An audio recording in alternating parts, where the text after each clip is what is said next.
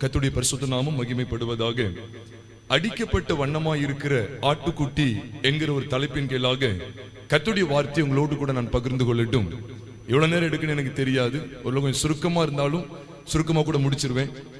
அதிக நேரத்தை எடுத்தாலும் அதனால நீங்க யாரும் வருத்தப்பட வேண்டிய அவசியம் வேண்டாம் அப்படிங்கிறதை நான் கேட்டுக்கொள்கிறேன். அடிக்கப்பட்ட வண்ணமாய் இருக்கிற ஆட்டுக்குட்டி. உண்மையாகவே நேற்று தினம் கூட பேசுறது கொஞ்சம் ரொம்ப கஷ்டப்பட்டேன். நான் தொடர்ந்து வியாழக்கிழமையிலேருந்து தொடர்ந்து பேசிக்கிட்டே இருக்கேன். நேற்று இன்னைக்கு காலையிலையும் இன்னைக்கு மத்தியானமும் பேசி அதுக்கப்புறம் இப்பவும் உங்க இடத்துல வருவதற்கு ஆண்டு உதவி செய்திருக்கிறார். அப்படி பரிசுத்த நாமம் மகிமைப்படுவதாக. அடிக்கப்பட்ட வண்ணமாய் இருக்கிற ஆட்டுக்குட்டி, the lamb that has been slain அப்படின்னு சொல்லி ஆங்கிலத்தில் சொல்லலாம். அது the lamb that has been beaten அப்படின்னு கூட சொல்லலாம். அடிக்கப்பட்ட வண்ணமாய் இருக்கிற ஆட்டுக்குட்டி. என் ஆங்கில வேதாகமத்தில் the lamb as it had been slain அப்படின்னு சொல்லி ஆங்கிலத்தில் சொல்லப்பட்டிருக்கும். அது அடிக்கப்பட்ட வண்ணமாக காணப்படுகிறது. உங்களுக்காக எனக்காக அடிக்கப்பட்ட ஆட்டுக்குட்டி யார் என்றால் கர்த்தராகிய இயேசு கிறிஸ்து. புதிய ஏற்பாட்டினுடைய வெளிச்சத்திலேயே நீங்கள் நானும் தீர்க்கமாய் பார்க்கிற ஒரு மிகப்பெரிய செய்தி என்ன? யோவான் ஸ்நானன் மூலமாய் இவ்விதமாய் வெளிப்படுத்தப்படுகிறது. யோவான் ஸ்நானகன் இயேசுவை பார்த்த உடனேயே இவர்தான் மேசியா அல்லது இவர்தான் தேவகுமாரன் அப்படிங்கிற அந்த வார்த்தையை பயன்படுத்தாம அவரை பார்த்த உடனேயே இவருக்குள்ள இவ்விதமான ஒரு வெளிப்பாடு கிடைத்தது. இதோ உலகத்தின் பாவத்தை சுமந்து தீர்க்கிற தேவ ஆட்டுக்குட்டி என்பதாய்.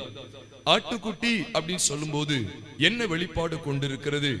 ஒருவேளை இந்த செய்தியை ஆரம்பிக்கும் போது நீங்க உங்கள சிலர் அல்லது பலர் யோசிக்கலாம், நீங்க அடிப்படை சத்தியத்தை பேச போறீங்களா? ஆட்டுக்குட்டி அப்படின்னு சொல்லி இயேசுவானவர் நமக்காக நம்முடைய பாவங்களுக்காக நாம் பாவ மன்னிப்பை நிச்சயத்தை பெற்று பரிசுத்தமாய் வாழ்வதற்காக இயேசுவானவர் சிலுவையில ரத்தம் சிந்தி ஜீவனை கொடுத்தாரு, அதை மட்டும் தான் பேச போறீங்களா அப்படின்னு கூட யோசிக்கலாம். அது மாத்திரம் இல்ல, பாவ மன்னிப்பு நிச்சயத்தை குறித்து மாத்திரம் இல்ல, பரிசுத்தத்தின் மேல் பரிசுத்தம் அடைந்து தேவன் விரும்புகிற வண்ணமாய் இந்த பூமியில ஜீவனம் பண்ண வேண்டுமானால் நமக்குள் இருக்க வேண்டியதான ஒரு ஆழமான வெளிப்பாட்டு குறித்து உங்களோடு நான் பேச முடிய இருக்கிறேன். நான் எல்லாவற்றுக்கும் வசன ஆதாரத்தோடு தான் பேசுவேன். நல்ல விளங்கிக்கங்க. சும்மா அந்த உல்டா அல்டா அப்படிங்கிற கதையே கிடையாது. கர்த்தர் என்ன காரியத்தை சத்தியத்தில் நமக்கு கற்றுக் கொடுக்கிறாரோ அவைகளையே நீங்களும் நானும் கை கொண்டு ஜீவிக்க வேண்டும் என்று தேவன் விரும்புகிறார் என்கிற அழுத்தத்தையும் அவசியத்தையும் கட்டாயத்தையும் உங்களோடு கூட பகிர்ந்து கொள்ள இருக்கிறேன். அது என்ன? அடிக்கப்பட்ட வண்ணமாய் இருக்கிற ஆட்டுக்குட்டி. யோவான் ஸ்நானனுக்கு ஏன் அவரை பார்த்த உடனே விதமான வெளிப்பாடு கிடைத்தது என்று சொன்னால், யோவானும் கூட புதிய ஏற்பாட்டு சத்தியத்தின் துவக்க காலத்துல வந்திருந்தாலும் புதிய ஏற்பாட்டு கால சபையினுடைய முன்பகுதியிலேயே அவர் வெளிப்பட்டார் என்று நாம் சொல்லும் போது அவர் பழைய ஏற்பாட்டு தீர்க்கதரிசிகளில் ஒருவராகத்தான் எண்ணப்பட்டார் என்பதை நீங்களும் நானும் சத்திய வேத வசனங்கள் மூலமாய் அறிந்திருக்க வேண்டும். என்றால் சபை உருவாகுவதற்கு முன்பாக பரிசுத்த ஆவியானவர் சபைக்கு நிரந்தரமாக கொடுக்கப்படுவதற்கு முன்பாக இந்த யோவான் ஸ்நானகன் வெளிப்பட்டதாய் கர்த்தருடைய ஆவியானவர் நமக்கு வெளிப்படுத்துகிறார். அப்படி யோவான் ஸ்நானன் அவரை பார்த்த உடனேயே அவர் தேவ ஆட்டுக்குட்டி என்று சொல்லுகிறார் என்றால், பழைய ஏற்பாட்டு நாட்கள்ல பலி செலுத்துவதற்காக ஆட்டுக்குட்டியை பயன்படுத்தினார்கள். ஆடு, ஆட்டுக்கடா இவைகளை பயன்படுத்தி இருக்கிறார்கள் என்கிற சத்தியத்தை நீங்களும் நானும் எபிரேயர் 9வது அதிகாரத்தின் அடிப்படையில் விளங்கிக் கொள்ளலாம். அது மாத்திரம் பழைய ஏற்பாட்டுல லேவியராகமத்தின் புஸ்தகம் முதல் 7 அல்லது 8 அதிகாரங்களை வாசிக்கும் போது அநேக விதமான பலிகளை குறித்து நீங்க வேதத்துல வாசிக்கலாம். பான பலியை குறித்து, போஜன பலியை குறித்து, சமாதான பலியை குறித்து, பாவ நிவாரண பலி, குற்ற நிவாரண பலி, தகன பலி, சர்வாங்க தகன பலி, அசைவாட்டும் பலி என்று சொல்லி, பிரதிஷ்டை பலி என்று சொல்லி பலவிதமான பலிகளை குறித்து நீங்க பார்க்கலாம். அதுல விசேஷமாய் ஆட்டுக்குட்டியை பலி செலுத்துகிற அனுபவத்தை குறித்து சத்தியங்களை அதிகமான இடத்துல நீங்க பார்க்கலாம். அதைத்தான் நீங்க வேதத்துல வாசிக்கும் போது ஆண்டவர் இஸ்ரவேல் ஜனங்களுக்கு பிரமாணத்தை கொடுப்பதற்கு முன்பாகவே ஆண்டவர் பஸ்கா என்கிற ஒரு மிகப்பெரிய அல்லது ஒரு அருமையான பண்டிகையை அனுசரிக்கும்படியாய் இஸ்ரவேல் ஜனங்களுக்கு கட்டளையிட்டார். அந்த பஸ்காவை குறித்த சத்தியங்களை இப்ப நான் பார்க்க போகிறது இல்லை, ஆனா அதை நீங்க அறிந்து கொள்வதற்காக சொல்லுகிறேன். யாத்திராகமத்தின் புஸ்தகம் 12வது அதிகாரத்துல தான் பஸ்காவை நியமிக்கிற ஒரு அருமையான அனுபவத்தை நீங்களும் நானும் பார்க்கிறோம். ஒரு பஸ்காவை நம்ம எப்படி ஆசரிக்கணும், எந்த நாள்ல ஆசரிக்கணும், அதுல என்னென்ன காரியங்களை செய்யணும் அப்படின்னு சொல்லி ஆண்டவர் பேசுகிறார் அப்படின்னு சொன்னா பஸ்கா விசேஷமானது. அவன் பாருங்க, ஆண்டவர் நியாயப்பிரமாணத்தை வெளிப்படுத்துவதற்கே முன்பாக நியாயப்பிரமாணத்தில் ஆண்டு எத்தனையோ பண்டிகைகளை குறித்து சொல்லுகிறாரு. லேவியராகமம் 23வது அதிகாரத்தில் சில பண்டிகைகளை நம்ம எவ்விதமாய் அனுசரிக்கணும் சொல்லி சொல்லுகிறாரு. அந்த காலத்துக்கெல்லாம் முன்னாலேயே இஸ்ரவேல் ஜனங்கள் அடிமைப்பட்டிருந்த காலத்தில் அவர்கள் விடுதலை பெற வேண்டும் என்கிற ஒரு அற்புத நோக்கத்தை அவர்கள் விளங்கிக் கொள்ளும்படியால், அவர்கள் விடுதலை பெறுகிற விஷயத்திலே அவர்களுக்குள்ளாக காணப்பட வேண்டிய வெளிப்பாடு பெற்ற பண்டிகையாக பஸ்கா காணப்பட்டது என்று சொன்னால் அது மிகையாகாது. அதனாலதான் அந்த பஸ்காவை அப்போஸ்தலனாகிய பவுலுக்கு ஆவியானவர் வெளிப்படுத்தும் போது 1 கொரிந்தியர் 5ஆம் அதிகாரம் 7ஆம் வசனத்தின் பின்பகுதியிலே நம்முடைய பஸ்காவாகிய கிறிஸ்து நமக்காக பலியிடப்பட்டிருக்கிறார் என்று அவர் சொல்லுகிறார். அப்ப இயேசு கிறிஸ்து தான் நம்முடைய பஸ்கா. இயேசு கிறிஸ்து தான் நம்முடைய பாவங்களுக்காக அடிக்கப்பட்டவர். அப்ப நல்ல கவனிங்க, இயேசு கிறிஸ்துனுடைய இரத்தம், அதாவது அந்த நிலக்காலில் பூசப்பட்ட அந்த ஆட்டுக்குட்டியானுடைய இரத்தத்துக்கு ஒத்ததாக ஒப்பனையாக நீங்களும் நானும் பார்க்க வேண்டும் என்று சொல்லிதான் அன்றைக்கு இஸ்ரவேல் ஜனங்கள் ஆசரித்த அந்த பஸ்கா இயேசு கிறிஸ்து என்னும் பஸ்காவுக்கு முன்னிழலாய் காண்பிக்கப்பட்டது என்பதை நீங்களும் நானும் கட்டாயமாய் அறிந்து கொள்ள வேண்டும். அது எப்படி நிலக்கால்ல பூசப்படுகிறது? நல்ல கவனிக்க, நிலக்கால் அப்படின்னு சொல்லும் போது அந்த நிலையினுடைய அந்த முழு பகுதியிலுமே பூசப்படுகிறது. அப்ப நிலக்கால்ல பூசப்படும் போது ஒரு மனுஷன் உள்ள வரும்போதும் வெளியே வரும்போதும் இதற்குள்ளதான் அவன் பிரவேசிக்கிறான். அவர் வீட்டினுடைய உள்ளே பிரவேசிக்கிற ஒரு அனுபவமாய் கர்த்தருடைய இரத்தத்துக்குள்ளாக தான், அவருடைய இரத்தத்தின் மூலம்தான் ரட்சிப்பு என்பதை கர்த்தருடைய ஆவியானவர் காட்டி கொடுக்கிறார். அதற்குள்ளே பிரவேசித்து தன்னை ஒரு மனுஷன் சங்காரத்துக்கு காத்து கொள்ள முடியும், சங்காரத்தினின்று விடுவிக்கப்பட முடியும் என்பதை ஆண்டவர் நமக்கு காண்பிக்கும் முகாந்தரமாக நிலக்கால்ல பூசப்படுகிறது. அவ யாரெல்லாம் அவ நிலக்கால் சொல்லும் போது ஒரு வாசல், அதனாலதான் இயேசுவே வாசலாய் இருக்கிறான்னு சொல்லி யோவான் 10வது அதிகாரம் 9ஆம் வசனத்துல பார்க்கிறோம். நானே ஆடுகளுக்கு வாசல், என் வழியாய் உட்பிரவேசிக்கிறவன் ரட்சிக்கப்படுவான், அவன் உள்ளும் புறம்பும் சென்று மேய்ச்சலை கண்டடைவான் சொல்லி இயேசுவானவர் சொல்லுகிறார். அன்றைக்கு ஒரு வெளிப்பாடான ஒரு பகுதி உண்டு. 2 ஆட்டுக்கடாவை கொண்டு வருவாங்க. நீங்க லேவியராகமத்தின் புஸ்தகம் 16வது அதிகாரத்துக்கு வரும்போது 2 ஆட்டுக்கடா கொண்டு வரப்படும். அதையும் ஏன் உங்களுக்கு பேசணும் அப்படின்னா, அப்ப 2 ஆட்டுக்கடாவை பாவத்தை நிவர்த்தி செய்வதற்காக, ஆசாரியனுடைய சுத்திகரிப்புக்காக, பொதுவா அன்றைக்கு சுத்திகரிப்புக்காக இந்த 2 ஆட்டுக்கடா பயன்படுத்தப்பட்டிருக்கு. அதுல ஒரு ஆட்டுக்கடாவை அவங்க பலி செலுத்துறாங்க, ஆனா ஒரு ஆட்டுக்கடாவை போக்காடா விட்டுருதாங்க. அந்த வெளிப்பாடை மட்டும் உங்களோடு பேசிட்டு, அடிக்கப்பட வண்ணமாயிருக்கிற ஆட்டுக்குட்டியானவிடத்திலிருந்து நாம் கற்றுக்கொள்ளுகிற சிறந்த 2 வெளிப்பாடுகளை உங்களோடு நான் பகிர்ந்து கொள்ள இருக்கிறேன். அதுலதான் நான் முதல்ல ஆரம்ப சத்தியமாய் உங்களோடு பகிர்ந்து கொள்கிற சத்தியம் என்ன? லேவியராகமத்தின் புஸ்தகம் 16வது அதிகாரம், அதுல 2 ஆட்டுக்கடாக்களை குறித்து சொல்லப்பட்டிருக்கு. அதுல விசேஷித்து சொல்லணும்னா லேவியராகமம் 16வது அதிகாரம் வாசிக்க, இஸ்ரவேல் புத்திரராகிய சபையாரிடத்திலே பாவ நிவாரண பலியாக 2 வெள்ளாட்டுக்கடாக்களையும் சர்வாங்க தகன பலியாக 1 ஆட்டுக்கடாவையும் வாங்க கடவுள். இங்க வாங்க சொல்றாரு.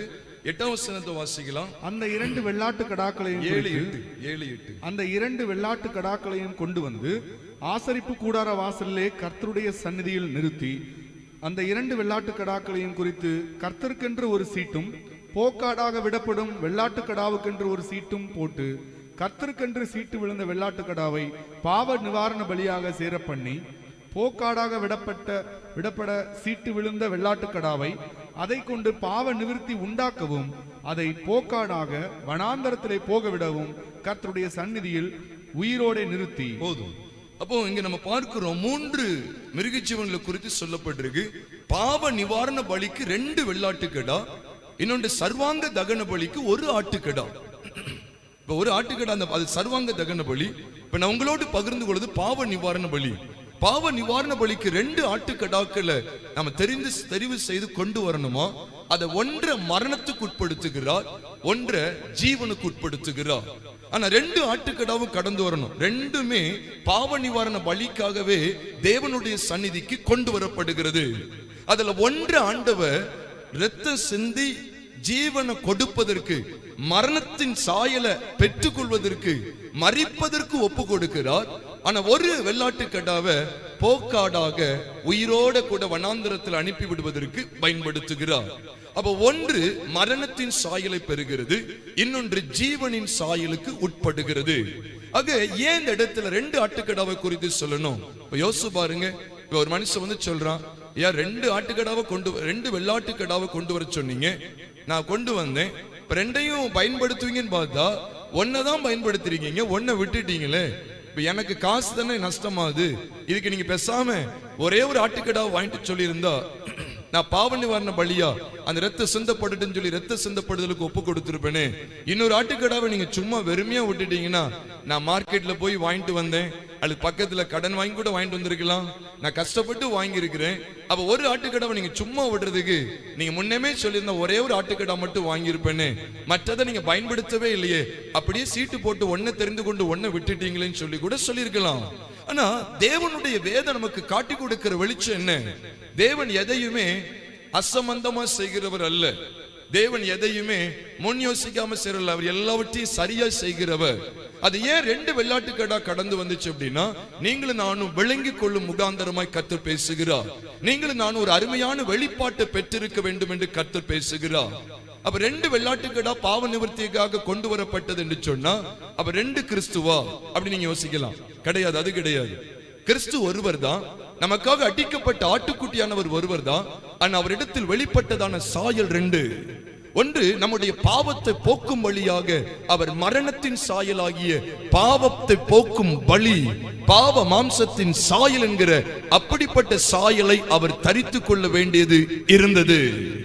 ஆனால் அவர் மரணத்தை சந்தித்ததுக்கு பிற்பாடு மூன்றாம் நாள் உயிரோடு கூட எழுந்து ஜீவிக்க வேண்டும் என்கிறதற்கு முகாந்தரமாய் நீங்களும் நானும் புதிய மனுஷனுடைய சாயலை தரித்து கொண்டு அவருக்காகவே வாழ வேண்டும் என்கிறதை வெளிப்படுத்தும் முகாந்தரமாய் போக்காடாய் விடப்படுகிற ஜீவனுக்கு உட்படுகிற இந்த வெள்ளாட்டுக்கடா நமக்கு அடையாளமாய் காட்டி கொடுக்கப்படுகிறது. நல்ல விளங்கிக் கொள்ளுங்க. ரோமர் 6ஆம் அதிகாரம் 11ஆம் வசனத்துல நாம் இவ்விதமான வெளிச்சத்தை பார்க்கிறோம். ரோமர் 6:11 நீங்க கவனிச்சீங்க அப்படின்னா, அப்படியே நீங்களும் உங்களை பாவத்திற்கு மரித்தவர்களாயும் நம்முடைய கர்த்தராகிய இயேசு கிறிஸ்துவுக்குள் தேவனுக்கென்று பிழைத்திருக்கிறவர்களாகவும் எண்ணிக்கொள்ளுங்கள் என்று அவர் சொல்லுகிறார். அப்ப இந்த வசனம் நமக்கு எதை கற்றுக் கொடுக்கிறது என்றால், ஒன்று மரணத்தின் சாயல், இன்னொன்று பிழைத்திருக்கிற ஜீவனுக்குரிய சாயல். நல்ல விளங்கிக்கங்க. இதுதான் கிறிஸ்தவ ஜீவித்தினுடைய அடிப்படையும் ஆழ நிறைந்ததுமான சத்தியம். இந்த சத்தியத்துக்குள்ள ஒரு மனுஷி வரும்போதுதான் உண்மையாகவே தேவனுக்கு பிரியமான, தேவன் எதிர்பார்க்கிற ஒரு தரமான ஜீவியத்தை இந்த பூமியில ஜீவிக்க கூடும் என்பதை நான் அழுத்தமாய் ஆணித்தரமாய் கூறிக்கொள்கிறேன். அதனாலதான் அன்றைக்கு கொண்டு வரப்பட்ட அந்த ரெண்டு வெள்ளாட்டுக்கடாவும் ஒன்றை மரணத்துக்கு உட்படுத்துகிறார், இன்னொன்றை ஜீவனுக்கு உட்படுத்துகிறார். இன்றைக்கு நாமும் கூட தேவ சமூகத்துல வரும்போது நம்முடைய பழைய மனுஷன், நமக்குள்ள ரெண்டு மனுஷன் உண்டு. ஒன்னு பழைய மனுஷன், புறம்பான மனுஷன். அவன் மாம்சத்துக்குரியவன்.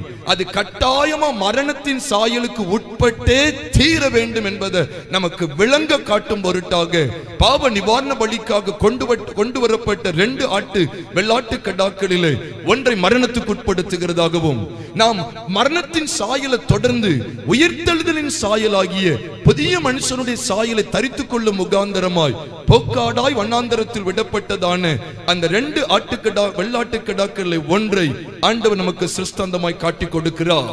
நல்ல விளங்கிக் கொள்ளுங்க. அதனாலதான் லேவியராமம் 14வது அதிகாரத்திலும் கூட குஷ்டரோகியானவனை பாளையத்துக்கு உள்ளே அங்கீகரிப்பதற்காக ரெண்டு குருவிகளை குறித்து ஆண்டவர் பேசுகிறார். ரெண்டு குருவிகளை கொண்டு வரணும். ஒன்றை வெட்டி என்ன செய்வாங்கன்னா மரணத்துக்கு உட்படுத்துவாங்க, இன்னொரு குருவியை பறக்க விடுவாங்க. அப்ப தேவ சமூகத்திலே சுத்திகரிப்புக்காக ரெண்டும் கொண்டு வரப்படுகிறது. ஒன்றை மரணத்துக்கு உட்படுத்தி இன்னொன்றை ஜீவனுக்கு உட்படுத்துகிறார் என்றால், கிறிஸ்தவ ஜீவியத்தினுடைய அனுபவமே பாவத்துக்கு செத்து நீதிக்கு பிழைத்திருக்க வேண்டும் என்பதை வெளிப்படுத்துவதற்காக. அப்போ அடிக்கப்பட்ட வண்ணமாயிருக்கிற ஆட்டுக்குட்டியான இடத்திலிருந்து நீங்களும் நானும் கற்றுக்கொள்கிற மேன்மையான பாடம் என்ன? அவர் உங்களுக்காக எனக்காக மரித்தார், அதோடு முடிந்து விடவில்லை. அவர் உங்களுக்காக எனக்காக அங்கு பிழைத்து கொண்டிருக்கிறார் என்கிற சத்தியமும் காட்டி கொடுக்கப்படுகிறது. விசேஷமாய் அவர் தேவனுக்கென்று பிழைத்திருக்கிறாரா? அதைத்தான் நம்ம வாசிக்க போகிறோம். ரோமர் 6ஆம் அதிகாரம் 10ஆம் வசனத்தை வாசிக்க நம்ம கேட்கலாம். அவர் மரித்தது பாவத்திற்கென்று ஒரே தரம் மரித்தார். அப்போ மரணத்தின் சாயல் இது நம்முடைய பகுதியை குறிகி, நம்முடைய பகுதி, நம்முடைய பாவத்துக்காக தான் அவர் மரித்தார். வாசிக்கலாம்.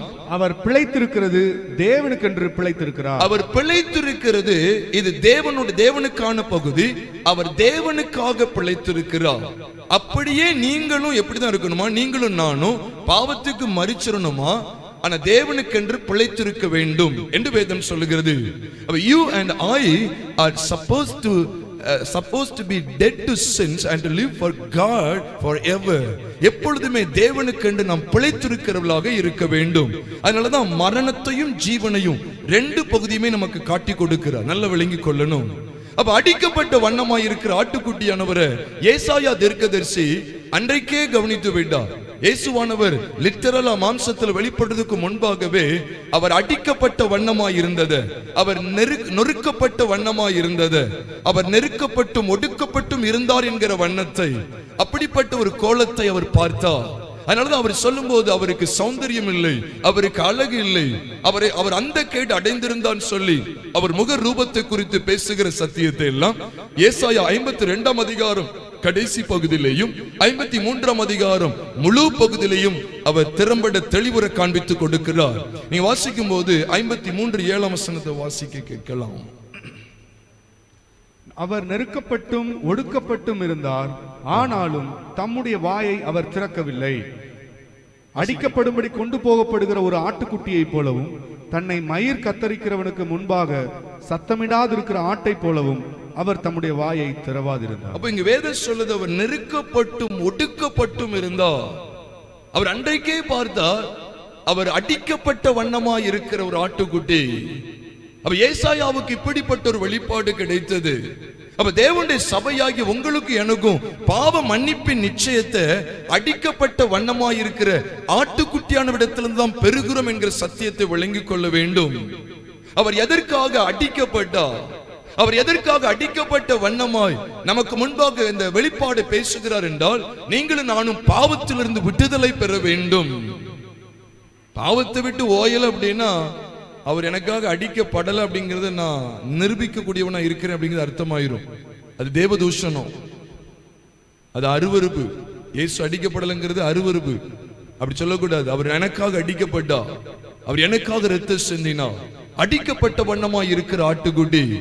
ஆட்டுக்குட்டிங்கிற பதம் எதுக்காக பயன்படுத்தப்பட்டிருக்கு அதுதான் உங்களோடு பகிர்ந்து கொள்றேன். இந்த அடிக்கப்பட்ட ஆட்டுக்குட்டியானவர் எதற்காக பகிர்ந்து கொடுக்கப்படுகிறார், எதற்காக இங்கே காண்பிக்கப்படுகிறார் என்றால், அநேகருடைய அக்கிரமத்தை அவர்தாமே சுமந்து. அழகா எழுதுறாரு அந்த 53ஆம் அதிகார கடைசி பகுதியில் பார்க்கும்போது, அநேகருடைய அக்கிரமத்தை அவர்தாமே சுமந்து. அப்ப அன்னைக்கு ஆட்டுக்குட்டி மேல கையை வைத்து அன்னைக்கு ஒரு வழக்கு இருந்துச்சு. பாவத்தை எல்லாம் அது மேல வச்சு நினைச்சுவாங்கன்னா, இதோட என் பாவத்தை, என்னுடைய பாவங்களை அறிக்கை செய்ய எல்லா பாவங்களையும் இந்த ஆட்டுக்குட்டி மேல சுமத்துகிறேன்னு சொல்லி அது எல்லா பாவத்தையும் தம்மேல வாங்கிக்கிட்டு பலியாயிரும், ரத்தத்தை சிந்திரும், வெட்டப்பட்டு ரத்தத்தை சிந்தும். அப்ப அது ரத்தத்தை சிந்தின உடனே அந்த ரத்தம் பிதாவுக்கு முன்பாக அங்கீகரிக்கப்படுகிறதுனால அப்ப அந்த அவனுடைய பாவத்தை எல்லாம் அந்த ஆட்டுக்குட்டி தன்மேல சுமந்து விட்டது. இந்த வெளிச்சத்தை தான் யோவான் ஸ்நானகன் பெற்றிருந்தார். அதனால இயேசு அவர் கண்ட உடனேயே இதோ உலகத்தின் பாவத்தை சுமந்து தீர்க்கிற தேவ ஆட்டுக்குட்டி என்பதாய் இயேசுவை குறித்து திட சாட்சியை பேசினதாக யோவான் 1ஆம் அதிகாரம் 29ஆம் வசனத்திலே வாசிக்கிறோம். பிரியமானவர்களே, ஒருவேளை இந்த காணொளி மூலமாய் கர்த்தருடைய வார்த்தையை கேட்டுக்கொண்டிருக்கிற அருமையான சகோதரனே சகோதரியே, இந்த செய்தியினுடைய தலைப்பு என்ன தெரியுமா? அடிக்கப்பட்ட வண்ணமாய் இருக்கிற ஆட்டுக்குட்டி. உன்னுடைய பாவத்திற்காக, என்னுடைய பாவங்களுக்காக கர்த்தராகிய இயேசு கிறிஸ்து இந்த பூமியிலே மனுஷனாய் வந்து மனுஷ சாயலிலே வெளிப்பட்டு, ஆதியிலே வார்த்தையாயிருந்த தேவன் அவர் உனக்காக எனக்காக இந்த பூமியிலே மனுஷ சாயலில் வந்து நம்முடைய பாவங்களுக்காக அடிக்கப்பட்டு நொறுக்கப்பட்டு தமது விலையேற பெற்ற இரத்தத்தை சிந்திருக்கிறார். நீ இன்னும் அந்த இரத்தத்தை அலட்சியம் பண்ணிக்கொண்டு பாவ வாழ்க்கையில் உழன்று கொண்டு இருந்ததெல்லாம் போதும். உன் பாவங்களை இயேசுவிடத்தில் அறிக்கை செய்து, இயேசுவே நான் ஒரு பாவி என்று சொல்லி அந்த மனநிலையோடு உன் பாவங்களை ஒத்துக்கொண்டு நீ அறிக்கை செய்வாய் என்றால் இயேசு கிறிஸ்துவின் இரத்தம் சகல பாவங்களை நீக்கி நம்மை சுத்திகரிக்கும் என்று வேதம் சொல்லுகிறது. இந்த சன பொழுதிலே நீ பாவத்துக்காக உண்மையாய் மனஸ்தாபப்பட்டு இயேசுவினிடத்திலே உனக்காக அடிக்கப்பட்டு உனக்காக இரத்தம் சிந்தி சிலுவையிலே ஜீவனை கொடுத்து கர்த்தராகிய இயேசுவினிடத்தில் உன் பாவங்களை உண்மையா நீ அறிக்கை செய்வாய் என்றால் நீ ரட்சிக்கப்படுவது நிச்சயம் என்றால் வேதம் சொல்லுகிறது. 1 யோவான் 2ஆம் அதிகாரம் 2ஆம் வசனத்திலே நம்முடைய பாவங்களை நிவர்த்தி செய்கிற கிருபாதார பலி அவரே. நம்முடைய பாவங்களை மாத்திரமல்ல சர்வ லோகத்தின் பாவங்களையும் நிவர்த்தி செய்கிற பலியாயிருக்கிறார் என்று இயேசு கிறிஸ்துவை குறித்து வேதம் சொல்லுகிறது. அனபடினாலே இந்த வார்த்தைகளை கேட்டுக்கொண்டிருக்கிற தாவீதின் கூடாரத்தில் இருக்கிற ஜனங்களா இருந்தாலும் சரி, இந்த காணொளி மூலமா இந்த செய்தியை கேட்டுக்கொண்டிருக்கிற சகோதரனோ சகோதரியா இருந்தாலும் சரி, உன்னோடு கூட தேவன் பச்சமாய் பேசிக் கொண்டிருக்கிறார். உன்னை நேசித்து இந்த வார்த்தைகளை வெளிப்படுத்தி கொண்டிருக்கிறார். அடிக்கப்பட்ட வண்ணமாயிருக்கிற ஆட்டுக்குட்டி இஸ்ரவேல் ஜனங்கள் பஸ்காவை ஆசரித்தார்கள். பெரிய சங்காரத்திலிருந்து விடுதலையாக்கப்பட்டார்கள், விடுவிக்கப்பட்டார்கள். பெரிய சங்காரத்தினால் சேதப்படாதிருந்தார்கள். ஆனால் பஸ்காவை அனுசரியாத எகிப்தியரோ பெரிய சங்கடத்துக்கு உள்ளானார்கள். பஸ்காவை அனுசரியாத கர்த்தராகிய இயேசு கிறிஸ்துவுக்கு முன்னிழலாய் காண்பிக்கப்பட்டிருக்கிறதான பஸ்காவை அனுசரியாத அத்தனை எகிப்தியருடைய குடும்பத்திலும் பிரச்சனை உண்டானது, மரணம் உண்டானது என்று வேதம் சொல்லுகிறது.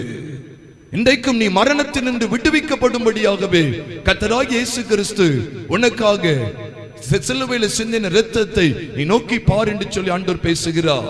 பாவத்தின் சம்பளம் மரணம், தேவனுடைய கிருபை வரமோ நம்முடைய கர்த்தராகிய இயேசு கிறிஸ்துவினால் உண்டான நித்திய ஜீவன் என்று வேதம் சொல்லுகிறது. கர்த்தருடைய பரிசுத்த நாமம் மகிமைப்படுவதாக. அதனால எத்தனையோ காரியங்களை எத்தனையோ வாதைகளை ஆண்டவர் எகிப்துல உண்டாக்கி இருந்தாலும் பார்வோனுடைய இருதயம் கடினப்பட்டுக்கிட்டே தான் இருந்துச்சு. இன்னைக்கு அற்புத அடையாளங்கள் மாத்திரம் இல்ல, விசேஷமா பஸ்கா வெளிப்படும் போது பஸ்காவுக்கு மறுநாளிலே அணி அணியாய் எகிப்தியர் எல்லாரும் பார்க்க ஓங்கிய புயத்தினால் அவங்க அப்படியே கடந்து வருகிறது நீங்களும் நானும் பார்க்கிறோம். பஸ்கா தான் நமக்கு ஒரு விடுதலையின் அடையாளமாய் காண்பிக்கப்பட்டிருக்கிறது. நம்முடைய பஸ்காவாகிய கிறிஸ்து நமக்காக பலியிடப்பட்டிருக்கிறாரு.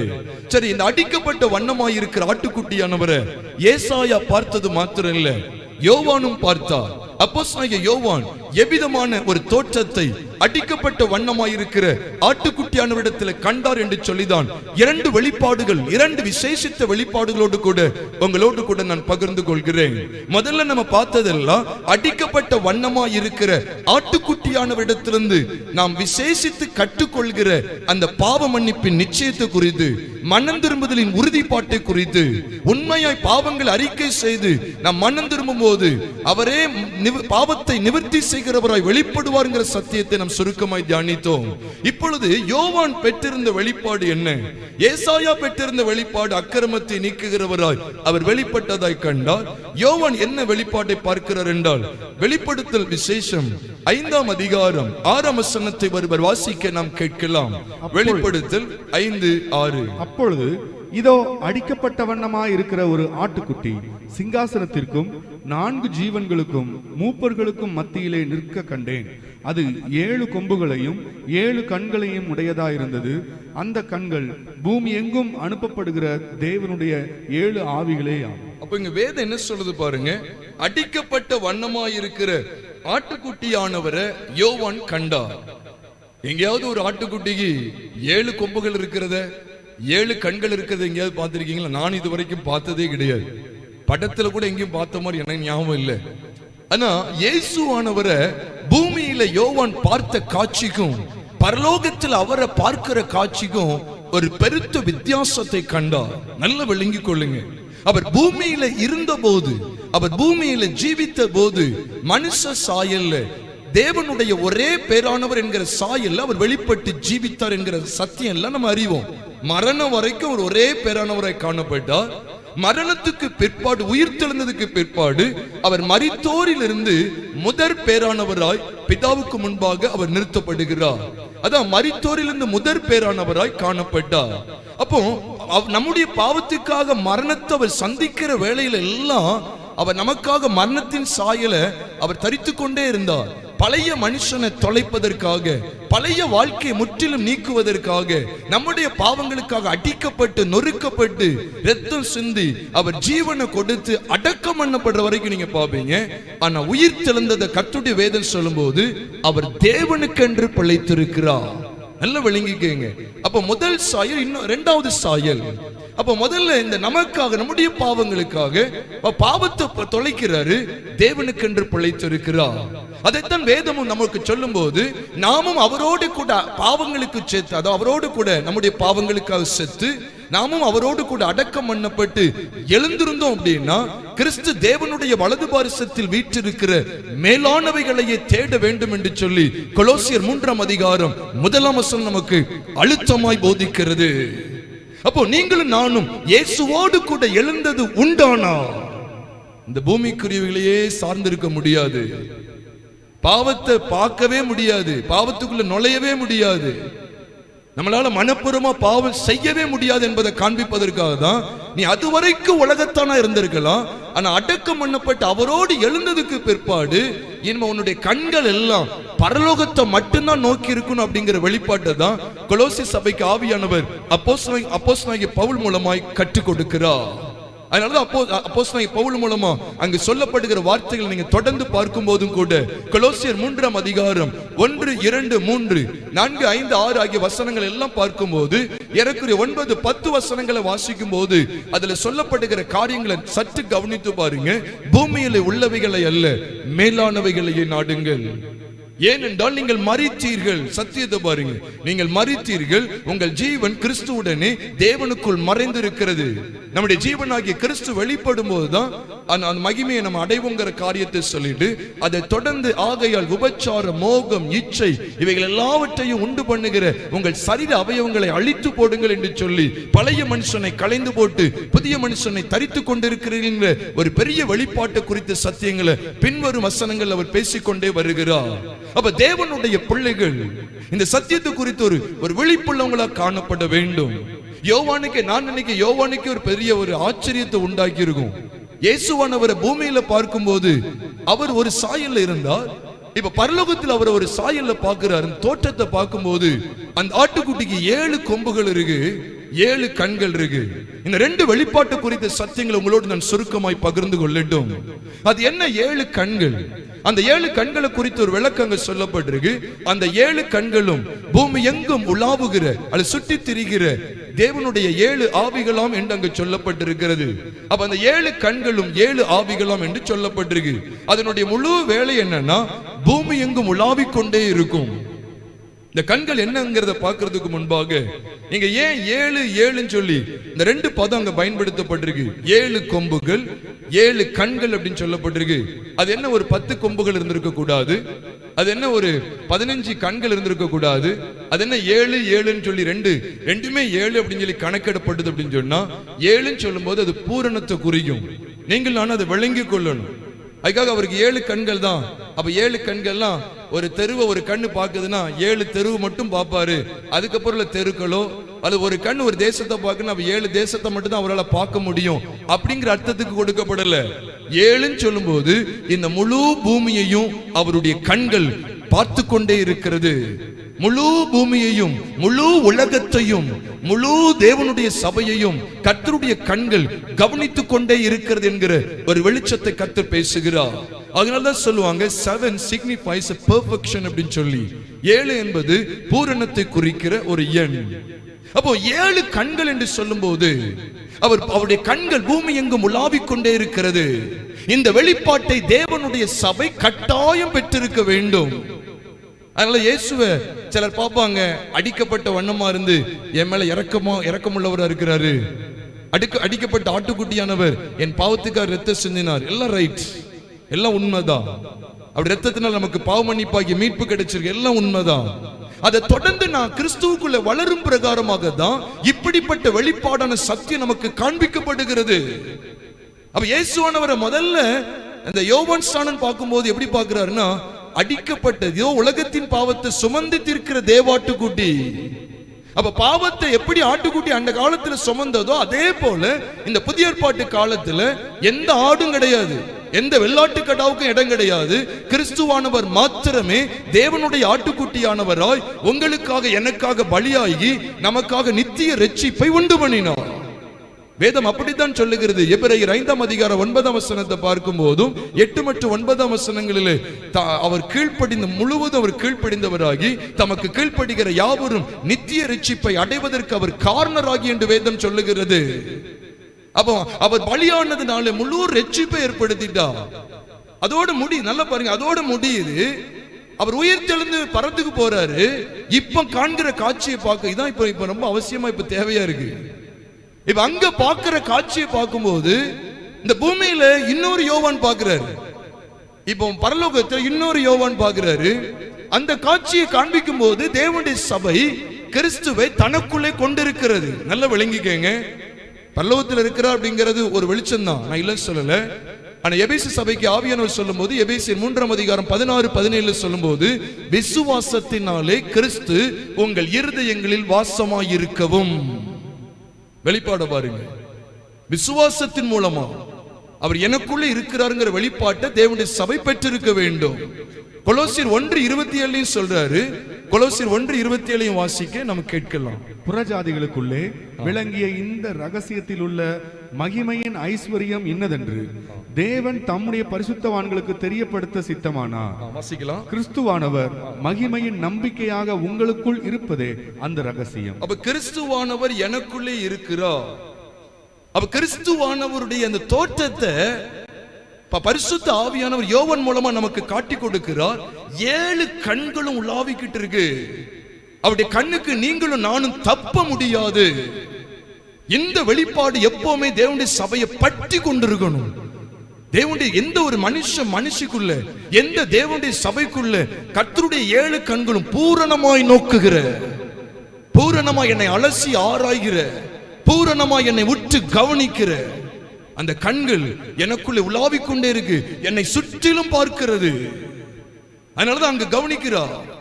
அங்கு சிங்காசனத்திற்கும் அந்த 4 ஜீவன்களுக்கும் அந்த மூப்பர்களுக்கும் நடுவில் அடிக்கப்பட்ட வண்ணமாய் இருக்கிற ஆட்டுக்குட்டியானவருடைய தோற்றத்தை தேவனுடைய சபை விளங்கி கொண்டு அந்த தோற்றத்தை ஆராய்ந்து பார்க்க வேண்டும் என்கிற ஒரு முகாந்திரத்தோடவே கர்த்தர் இந்த காட்சியை நமக்கு காண்பித்துக் கொடுக்கிறார். பிரியமானவர்களே, அந்த 7 கண்கள் பூரணமாய் நம்மை கவனிக்கிறது. நான் செய்யற 10 தப்ப அவர் பார்த்துருவாரு, ஆனா ஒரு 2 தப்ப மட்டும் அவரால் பார்க்க முடியாது அப்படின்னு நினைச்சிடாதீங்க. எல்லாத்தையுமே அவர் கவனிக்கிறாரு. அதனாலதான் ஆசாவுக்கு ஒரு வெளிப்பாடு கிடைத்தது. ஆசா ஆரம்பத்தில் கர்த்தரை பற்றி கொண்டு நடந்தான், பின்னால பின்மாற்றம் அடைந்து விட்டான். அவனுக்கு தேவனுடைய வார்த்தை ஒரு தேவ மனுஷன் மூலமா வெளிப்பட்டது. தம்மை பற்றி உத்தம இருதயத்தோடு இருக்கிறவர்களுக்கு தம்முடைய வல்லமையை விளங்க பண்ணும்படி கர்த்தருடைய கண்கள் பூமி எங்கும் உலாவிக் கொண்டிருக்கிறது என்று சொல்லி 2 நாளாகமத்தின் புஸ்தகம் 16ஆவது அதிகாரம் 9ஆம் வசனம் இவ்விதமாய் சொல்லுகிறது. விழுந்து போன தேவனுடைய சபைக்கு கர்த்தரிடத்திலிருந்து வருகிற சத்தம் என்ன?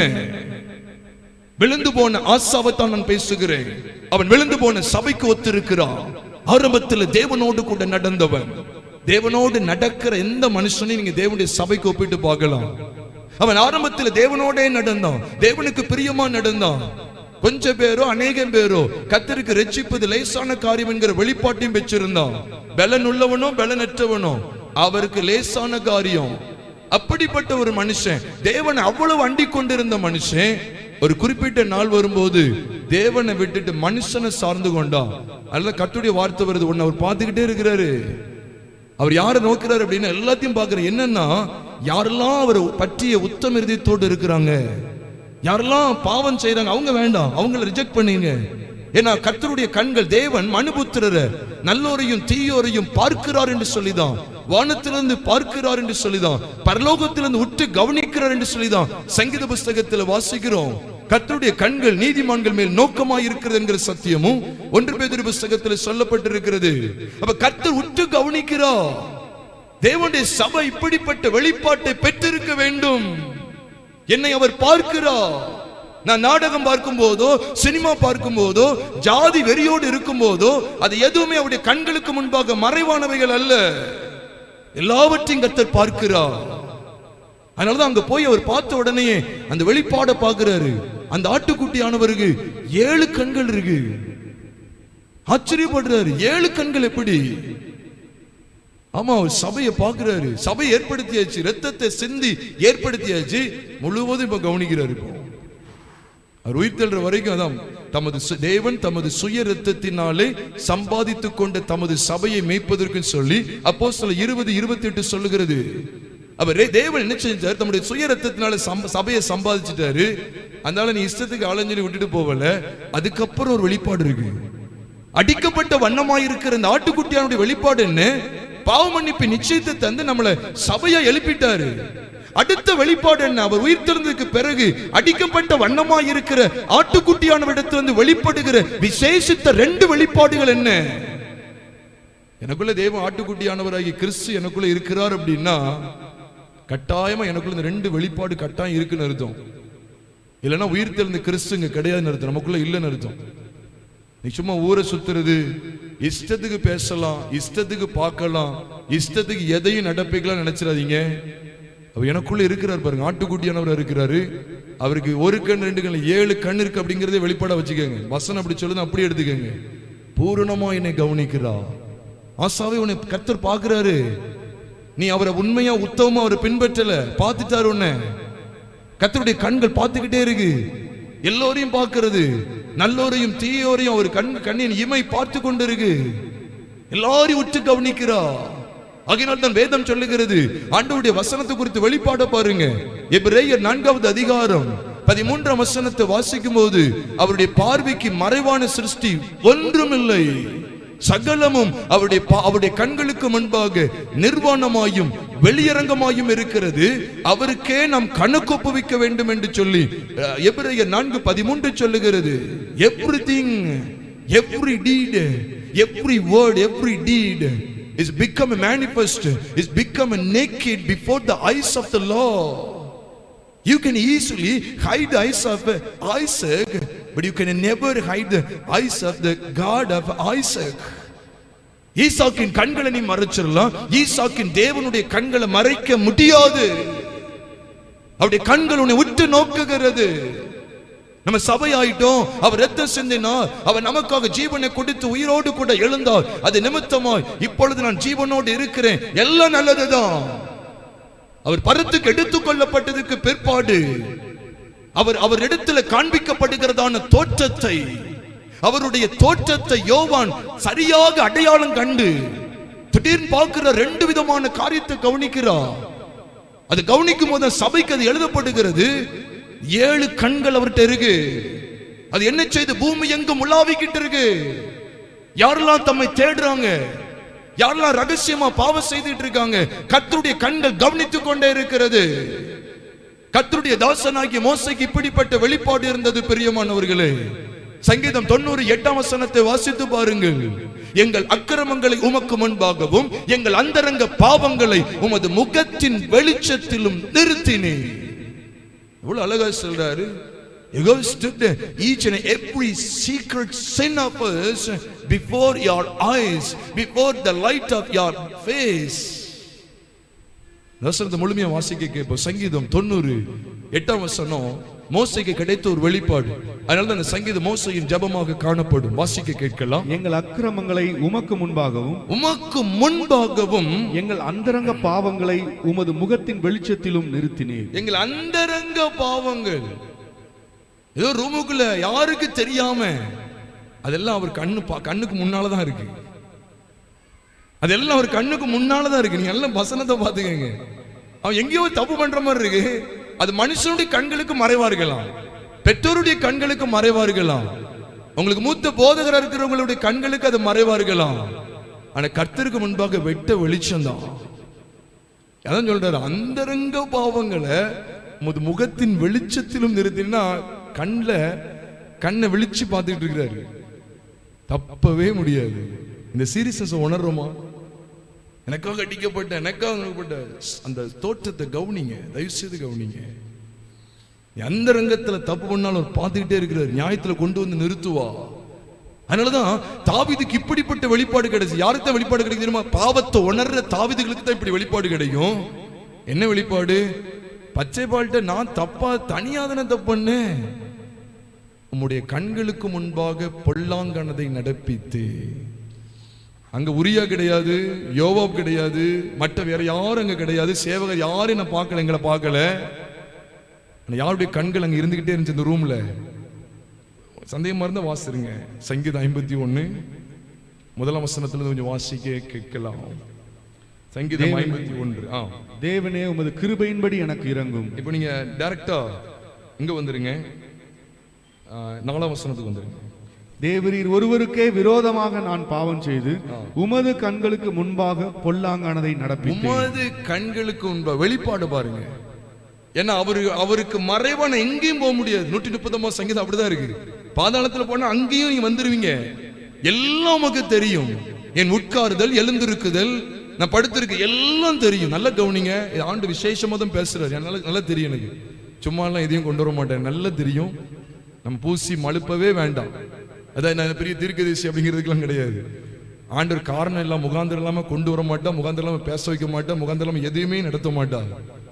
காணொலியில பார்த்துட்டு இருக்கிற யாருக்குனாலும் சரி, இது பிரோஜனமான சத்தியத்தை தான் ஆண்டவர் பேசிட்டு இருக்கிறாரு.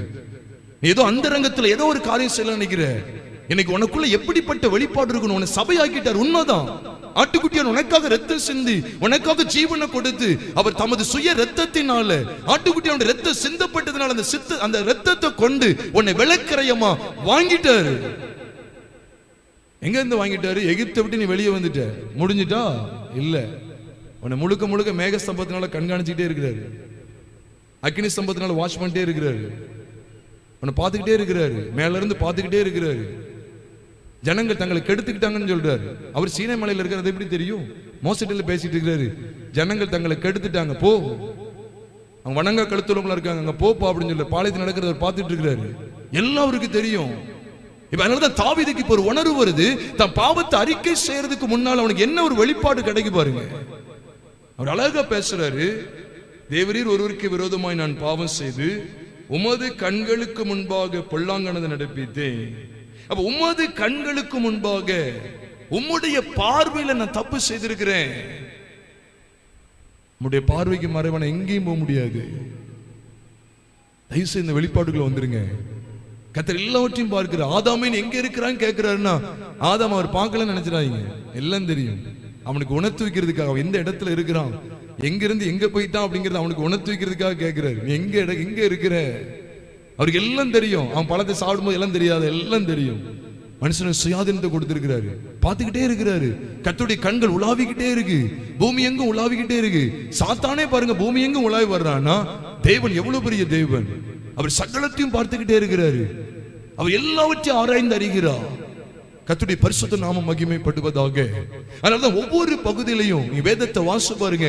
கர்த்தர் காண்கிற விதத்தை நீ வேதத்தின் அடிப்படையில் ஒவ்வொரு பகுதியிலையும் பார்க்க முடியும். அவர் கவனித்துக் கொண்டே இருப்பார். அவங்க பேசுறதுக்கு முன்னாலே கர்த்தருடைய வார்த்தை வானத்திலிருந்து வெளிப்படும். அவங்க செய்யற சில காரியங்களை சொல்றதுக்கு முன்னாலேயே கர்த்தர் எல்லாவற்றையும் கவனித்து சில ஆட்களை அனுப்பி விடுவார். சோதோம் கொமோரா அழிக்கப்பட போகிறது.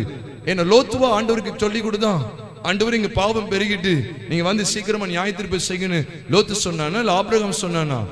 எல்லாத்தையும் கர்த்தர் பார்த்து அதை அழிவுக்கு உட்படுத்துறதுக்கு தூதர்கள் அனுப்பிட்டாரு. அவர் எல்லாவற்றையும் பார்க்கிறார்.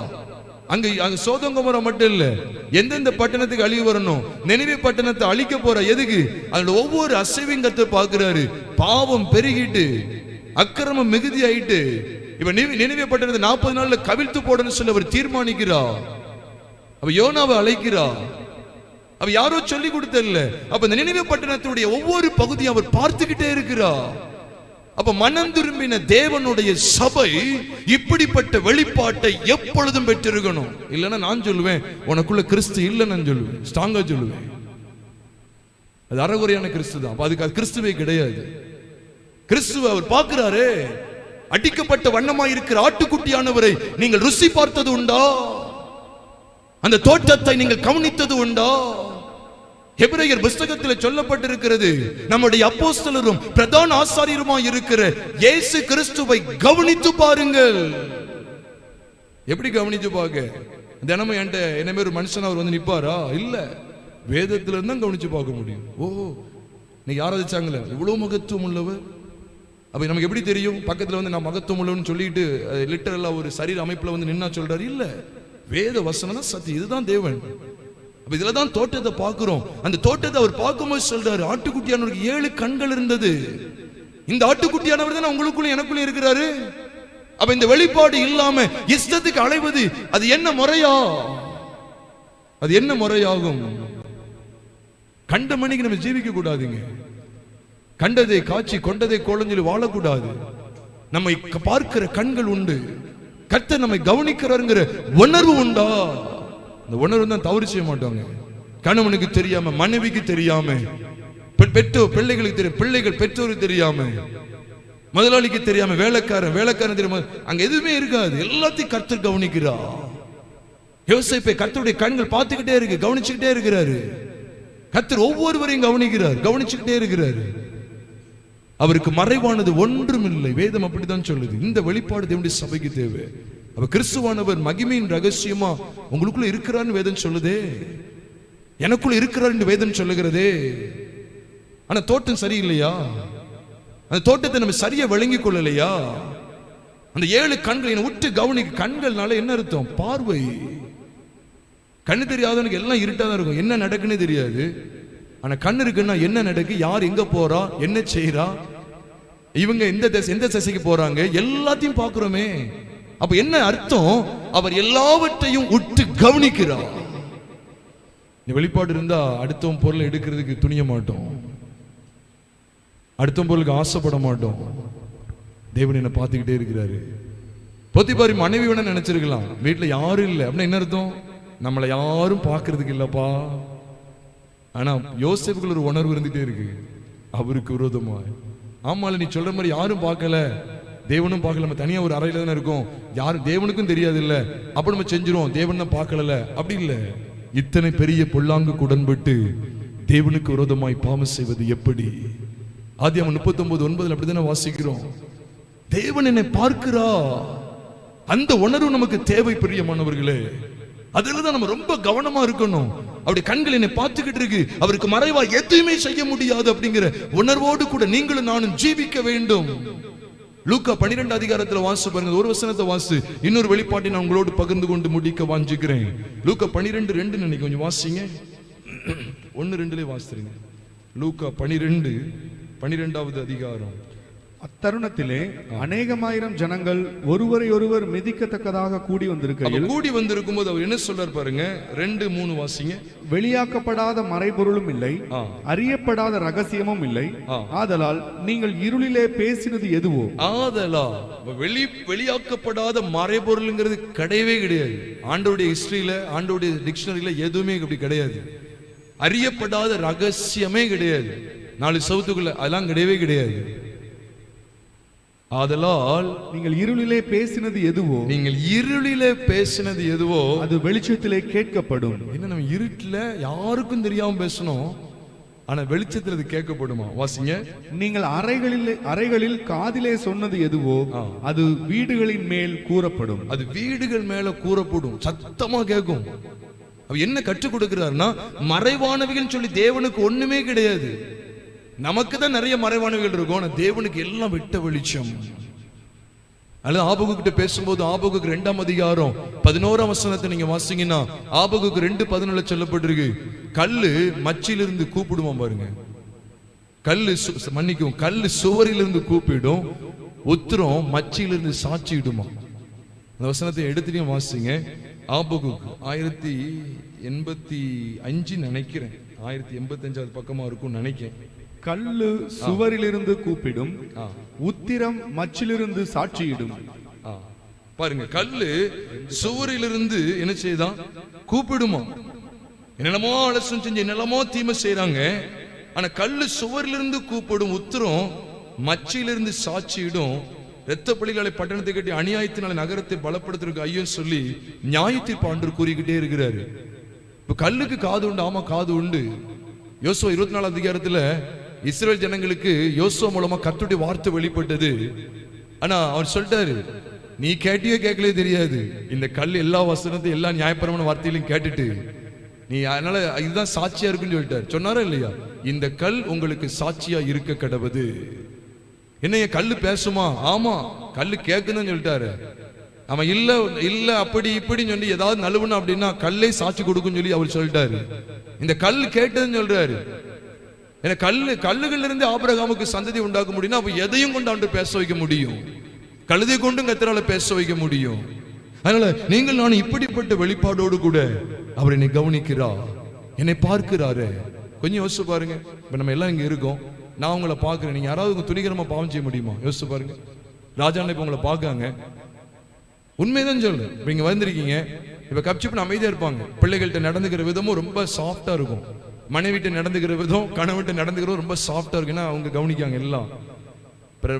அவ்வளவுதான், நம்மளை தப்பா இட போட்டுருவாங்க. அதனால கொஞ்சம் கவனமா இருப்போம். வீட்டுக்கு போனதுக்கு அப்புறம் எப்படி இருக்குமா, என்ன நீ உனக்கு அறிவே கிடையாது உனக்கு, நானும் சொல்லிக்கிட்டே இருக்கேன், அப்படி போயிடுவாங்க. அதே இங்க பேசி பாருங்க பாப்போம். இல்ல, எல்லாருக்கடை கண்களும் பார்த்துக்கிட்டே இருக்கு. அதனால இங்க அந்த அந்த மாதிரி அந்த ராங்கித்தனம், அந்த அராஜகம், அப்படி சத்தத்தை உயர்த்தெல்லாம் வராது. ஏமா இங்க வாங்க, வாமா அப்படி மெதுவோடு கூப்பிடுறது.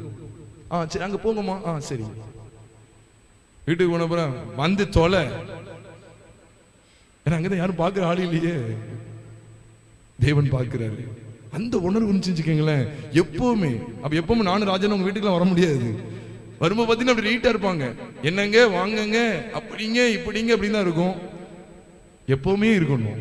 ஏன்னா கர்த்தருடைய கண்கள் பார்த்துக்கிட்டே இருக்கு. 7 கண்கள் பூர்ணமா என்ன கவனிக்கு, ஒவ்வொரு அசைவையும் கவனிக்கு. நான் எதுக்காக மூவ் பண்றேன், எதுக்காக பேசுறேன், என்ன சிந்திக்க எல்லாம் தெரியும். எல்லாத்தையும் பார்க்கிறாரு. அதனாலதான் யோபுக்கு ஒரு வெளிப்பாடு பாருங்க. ஒரு இடத்துல இப்படி வரும் அந்த ஒரு வசனம், யோபு 16 நினைக்கிறேன். அதுல என் நடைகளை எண்ணுகிறேன்னு சொல்லிட்டு சொல்லுவாரு, என் பாவத்தின் மேலளவோ நீர் கவனம் வைக்கிறீர், என் பாவத்தின் மேலளவோ நீர் கவனம் வைக்கிறீர். வாசிக்கலாம்.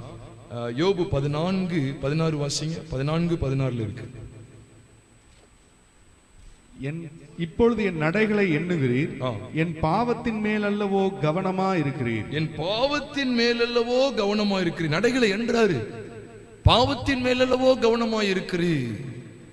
பார்த்துக்கிட்டே இருக்கிறாரு அவர். கர்த்தர் பார்த்துக்கிட்டே இருக்கிறாரு. எங்க தவறான் அப்ப கவனமா இருக்கிறாரு. அவன் பாவத்தின் மேல கவனமா இருக்கிறாரு. அதனால சில இடத்துல கவனிச்சு பாத்தீங்கன்னா நீங்க வாசிக்கலாம். 12வது அதிகாரம் யோபு 12:22 நீங்க கவனிச்சீங்கன்னா அங்கேயும் சொல்றாரு பாருங்க. அவர் அந்தகாரத்தில் இருக்கிற ஆழங்களை வெளியரங்கமாக்கி மரண இருளை வெளிச்சத்தில் கொண்டு வந்துருவார். எவ்வளவு ஆழமா இருந்தாலும் சரி, அது மறைக்கப்பட்டது யாருக்குமே தெரியாது. இத்தனை வருஷம் முன்னால செய்யப்பட்டது, இந்த குற்றம் வெளியே வர வாய்ப்பே கிடையாது நினைச்சாலும் சரி, எல்லாவற்றையும் கொண்டு வந்துருவாரு. அவருடைய பார்வைக்கு மறைவானது இல்லை. அடுத்து நீங்க தொடர்ந்து கவனிங்க. இந்த 2வது வெளிப்பாடை கவனிக்கணும். வெளிப்படுத்தல் 5 அதிகாரம் 6ஆம் வசனத்துல அடிக்கப்பட்ட வண்ணமாய் இருக்கிற ஆட்டுக்குட்டியானிடத்துல காணப்பட்டதான இந்த 2வது அடையாளத்தை உங்களோடு நான் பகிர்ந்து கொள்கிறேன். 7 கொம்புகளை அவர் கண்டாராம். நான் முதலே சொல்லிட்டேன், 7 பூரணத்துக்கு குறிக்கும்.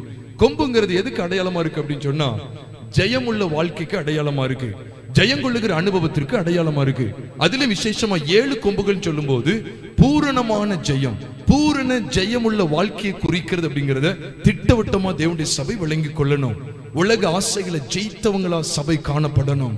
அல்ல, கிறிஸ்துவ பாவ மன்னிப்பின் இரட்சகரா, பாவ மன்னிப்புக்காக கொடுக்கப்பட்ட தேவ ஆட்டுக்குட்டியா மாத்திரம் இல்ல, பரலோகத்தின் தோட்டத்தில் நீங்க கவனிக்கணுமே. பூமியில ஒரு யோவான், 2 யோவான், ஒரு யோவான் கிடையாது. ஒன்னு யோவான் ஸ்நானன், இன்னொன்னு அப்போஸ்தலனாகிய யோவான். அப்ப யோவான் ஸ்நானன் பூமியில் அவருடைய தோட்டத்தை கொடுக்கும் போது பாவத்தை சுமந்து தீர்க்கிற தேவ ஆட்டுக்குட்டியும் காமிச்சு கொடுக்கிறாரு. 7 கண்கள் அந்த வெளிப்பாடுல அங்க கிடையாது. அப்போ அது சபை சம்பாதிக்கப்பட்டதுக்கு முன்னால காமிக்கப்படுது. அது மூலம்தான், அந்த தேவ ஆட்டுக்குட்டி மூலம் தான் சபை சம்பாதிக்கப்படுது. சபை எழும்பியாச்சு. இப்போ பரலோக தரிசனத்துல இவர் பார்க்கிறாரு. அப்ப என்ன அப்படின்னா, ஆட்டுக்குட்டியானவருக்கு இப்படிப்பட்ட தோற்றம் இருக்கு. தேவனுடைய சபையே, நீ பெற்றிருக்கிற ஆட்டுக்குட்டியானவர் சாதாரணமானவர் அல்ல. சும்மா 5 நிமிஷம் ஜெபம் பண்ணிட்டு அதை தாரும் இதை தாரும் சொல்லி அப்படி வேண்டிட்டு ஒரு 10 நிமிஷம் ஆராதனை இருந்துட்டு அப்படியே இடத்தை தேய்ச்சிட்டு போறதுக்கு அல்ல. அவரை குறித்த சரியான வெளிப்பாடு உனக்கு கட்டாயம் தேவை. சும்மா விளையாட்டு கிடையாது. சொல்றாங்க, இயேசுவான ஒரு சீடி கொடுக்கிறது போல பரலோகத்தில் யாரோ கண்டாரா, அப்படி சீடியை கொடுத்து சீடி ரிலீஸ் பண்ணு அப்படின்னு சொல்லி எல்லாம் சீடி விற்க போவோம். தோட்டம் அப்படித்தானே இருக்கு. சீடி விற்கிறவர், அவர் சீடி விற்கிறவரை பார்த்தீங்கன்னா நீ சீடியை வித்துட்டே இருக்க வேண்டியதுதான்.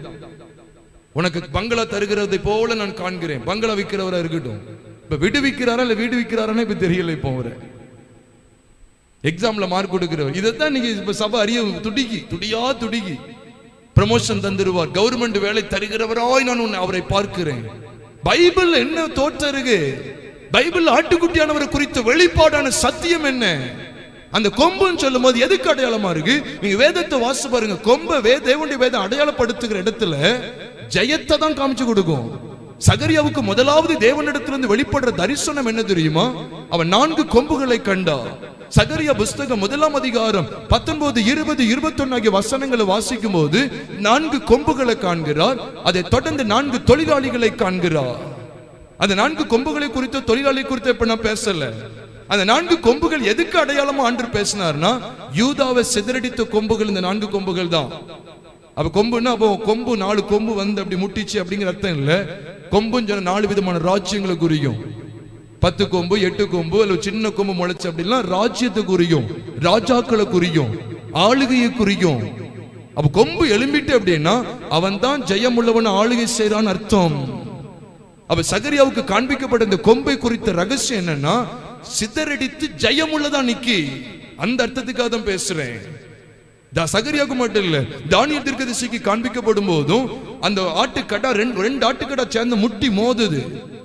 பாபிலோன் பெர்சியா மேதியா மோதுது. பாபிலோனுடைய அந்த பாபிலோன் சொல்லப்பட்ட அந்த ஆட்டுக்கடாவுடைய கொம்பு முறிஞ்சிட்டு, கொம்பு இல்லை அப்படின்னா அது தோல்வி. எனக்கு தெரிஞ்ச ஆட்டுக்குட்டியான கொம்பு இருக்குதா அப்படிங்கிற சரி சந்தேகமாயிருது. எல்லாம் டிவிக்கு முன்னால உட்காந்துருக்காங்க, சிட்டை வட்டி கொடுக்கலான்னு உட்காந்துருக்காங்க. அங்க இருந்து இப்ப வட்டி ஒரு இப்படி எங்க இப்படி வட்டி எப்படி சுருட்டலாம், சகோதரனை எப்படி ஏமாத்தலாம், இப்படி கணக்கு போட்டுட்டு இருக்காங்க. இங்க கொம்பே இல்லையே. யோசிச்சு பாருங்க, சபையுடைய நிலைமையை பாருங்க. கொஞ்சம் கிறிஸ்துவானவருடைய தோற்றத்தை இழந்து விட்டது. பாட்டு தான் பாடுவாங்க கம்யூனுக்கு முன்னால, தெய்வ ஆட்டுக்குட்டி வாரும் ஏதோ ஒரு பாட்டு வரும். அது முதல்ல படிச்சது எனக்கு தெரியும், எனக்கு இல்லைன்னா இடையில தெரியாது. தெய்வ ஆட்டுக்குட்டி அப்படின்னு சொல்லி பாடுவாங்க. நல்லா பாடுறீங்களா? ஆட்டுக்குட்டியானவர் எப்படிப்பட்ட தோட்டத்தோடு இருக்க தெரியுமா?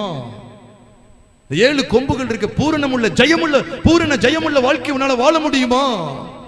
சபைகள் எழும்பியாச்சு. சபைகள் தோறும் எந்த சத்தியம் சொல்லப்படுது? ஜெயங்கொள்ளுகிறவன் எவனோ, ஜெயங்கொள்ளுகிறவன் எவனோ, ஜெயங்கொள்ளுகிறவன் எவனோ. இல்லதான் சொல்றாரு, ஆவியானவர் சபைகளுக்கு சொல்லுகிறத காதுலும் கேட்கணும் சொல்றாரு. காது தான் கேளு. அப்படியே என்ன அர்த்தம்னா, நிறைய கூட்டம் உலக பிரகாரமா போயிருது, இந்த 7 கொம்புகளை கவனிக்கிறது இல்ல. அப்படின்னா நான் என்ன யோசிக்க வேண்டியிருக்குன்னா, நான் பெற்றிருக்கிற கிறிஸ்து இந்த அடிக்கப்பட்ட வண்ணமா இருக்கிற ஆட்டுக்குட்டியானவர் தானா, இல்ல அப்போஸ்தலனாகிய பவுல் 2 கொரிந்தியர் 11ஆவது அதிகாரம் 4ஆம் வசனத்துல காண்பித்து கொடுக்கிற வேறொரு இயேசுவா? கேள்வி கேட்க வேண்டியிருக்கு. அப்படி இயேசு அது தர வருது. ஜெயம் எடுக்கணுங்க. மாம்ச இச்சைகளை ஜெயிக்கிறவர்களா, உலகத்தை ஜெயிக்கிறவர்களா, சுயத்தை ஜெயிக்கிறவர்கள, சாத்தானை ஜெயிக்கிறவர்கள நீங்களும் நானும் வாழ வேண்டும். அதுதான் மனவாட்டியாகிய சபை பெற்றிருக்கிற அடிக்கப்பட்ட வண்ணமாய் இருக்கிற ஆட்டுக்குட்டியானவருக்கு அடையாளம். இல்லைன்னா மனவாட்டியாகிய சபை இப்படிப்பட்ட ஆட்டுக்குட்டியானவரை பெறல, அது வேறொரு இயேசு. நான் ஸ்ட்ராங்கா சொல்லுவேன். வசனத்துக்கு மாற எதுவும் பேச வேண்டிய அவசியம் இல்லை. தானியேல் பார்க்கிறார். தானியேல் 7ஆம் அதிகாரம் 8ஆம் அதிகாரத்தை வாசி பாருங்க. 2 ஆட்டுக்கடா மோதுது, முட்டு மோது, 2 தலைனா முட்டும், ஆனா கொம்பு உடையுது. எந்த கொம்பு உடையுது? மண்டை உடையிறது இல்ல. எந்த கொம்பு உடைஞ்சு விழுதோ அது தோல்வியை சந்தித்ததுதான். எந்த கொம்பு உடையாம நிக்குதோ அது ஜெயம் பெற்றுட்டு அப்படிங்கிற வெளிச்சம் தான் தானியேலுக்கு காண்பிக்கப்படுது. எல்லாருக்கும் தெரியும், அதனாலதான் சொல்றேன். அப்ப இந்த கொம்பு ஜெயத்தை குறிக்குது. இந்த 7 கொம்புகள் சொல்வது பூரண ஜெயத்தை குறிக்குது. உங்களுடைய என்னுடைய வாழ்க்கையில தேவன் விரும்புகிற காரியம் என்ன? கிறிஸ்து வெளிப்பட வேண்டும். பைபிள்ல சொல்லப்பட்டிருக்கு, தம்முடைய குமாரன் அநேக சகோதரருக்குள்ளே முதற் பேரானவராய் இருக்கும் பொருட்டு தேவன் எவர்களை முன்னறிந்தாரோ அவர்களை தம்முடைய குமாரனுடைய சாயலுக்கு ஒப்பாய் இருப்பதற்கு முன்குறித்திருக்கிறார். இது எப்போ வெளிப்படுற சத்தியம் அப்படின்னா, இதோ இயேசுவானவர் இந்த தேவாட்டுக்குட்டியை வெளிப்பட்டார் அந்த இதுல கிடையாது. அப்போ அவர் நம்முடைய சாயல் எடுத்துக்கிட்டாரு. அவர் முதற் பேரானவராய் இருக்கும் பொருட்டு விளங்கிக்கங்க. இது உயிர்த்தெழுதலுக்கு பிறகு நடக்கிற காரியம், உயிர்த்தெழுதலான காரியம் இது. சகோதரருக்குள்ள முதற் பேரானவர் எப்பங்க மாறினாரு? பாவத்துக்காக அடிக்கப்படும் போதா? கிடையாது. நான் வசனத்தை சாங்க சொல்லுவேன். அவர் ஒரே பேரானவரா இருந்தாரு. முதற் பேரானவரை எப்ப மாறார்? ஃபர்ஸ்ட் பார்ன் ஆறாரு. begotten becomes the first born after his death. after his burial, after his resurrection. Bible என்ன கற்றுக் கொடுக்க? அப்ப சபைக்கு தான் சொல்றாரு. எவ்வளவு முன்குறித்தாரோ, அப்ப முன்குறிக்கப்பட்ட தேவனுடைய சபை. உலகத்தார் அங்க பேசல. நீங்கள் நடந்து முன்குறிக்கப்பட்டவங்க. முதற் பேரானவரா நமக்கு தான் இருக்கிறார், தம்முடைய சகோதரருக்குள்ளே. அவர் தம்முடைய குமாரன் அநேக சகோதரருக்குள்ளே. அப்ப அவருடைய சகோதரன் சபையை பத்தி பேசுறாரு. அப்ப அவர் முதல்வராக இருக்கும் பொருட்டு, அவர் முதற் பேரானவராக இருக்கும் பொருட்டு எவர்களை முன்னறிந்தாரோ அவர்களை தம்முடைய குமாரனுடைய சாயலுக்குன்னா, அப்ப நம்முடைய சாயல கிறிஸ்துவின் சாயல் எப்படி வெளிப்படணும்? 7 கண்கள் என்னை உற்று கவனிக்கிறது. அப்படிப்பட்ட ஜீவியத்தை நான் தழுவிருக்கணும். 7 கொம்புகளை பெற்ற ஒரு அனுபவத்தை நான் பெற்றிருக்கணும். அதுதான் கிறிஸ்துவின் சாயல். உயிர்த்தெழுந்த கிறிஸ்துவை யோவான் எவ்விதமாய் காண்கிறார் பாருங்க. ஒரு ஆட்டுக்குட்டிக்கு சாதாரணமா சொன்ன 2 கொம்பு தான் இருக்கும், 2 கண்ணு தான் இருக்கும். 3 கண்ணு 3 கொம்புலாம் கிடையாது. ஆனா உயிர்த்தெழுந்த கிறிஸ்து, see the risen Christ, அத பார்க்க தேவனுடைய சபை பார்க்க மாட்டேங்குது. அதனாலதான் எல்கேஜிலே உட்கார்ந்துருக்காங்க. தேவ ஆட்டுக்குட்டி. நான் அதுக்காக அந்த சத்தியத்தில் மட்டுப்படுத்தல, நல்ல கவனிங்க. அஸ்திபாரத்தை மட்டுப்படுத்த கூடாது. அஸ்திபாரம் நமக்கு தேவை. பூரணமான ஒரு இடத்துக்கு வரணுமே.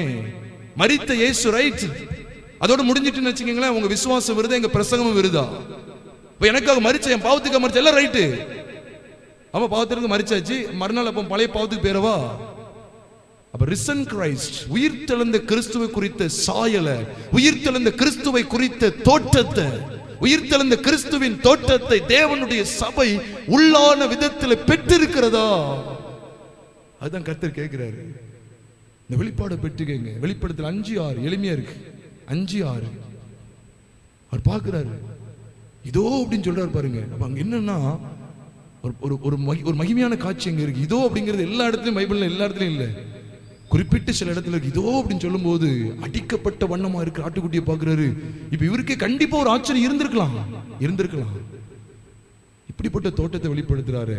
ஆமா, அவர் உயிர்த்தெழுந்ததுக்கு பிற்பாடு சபைக்கு காண்பிக்கப்பட்ட தோற்றம் என்னன்னா, 7 கொம்புகளை தேவனுடைய சபை பார்க்கணும்.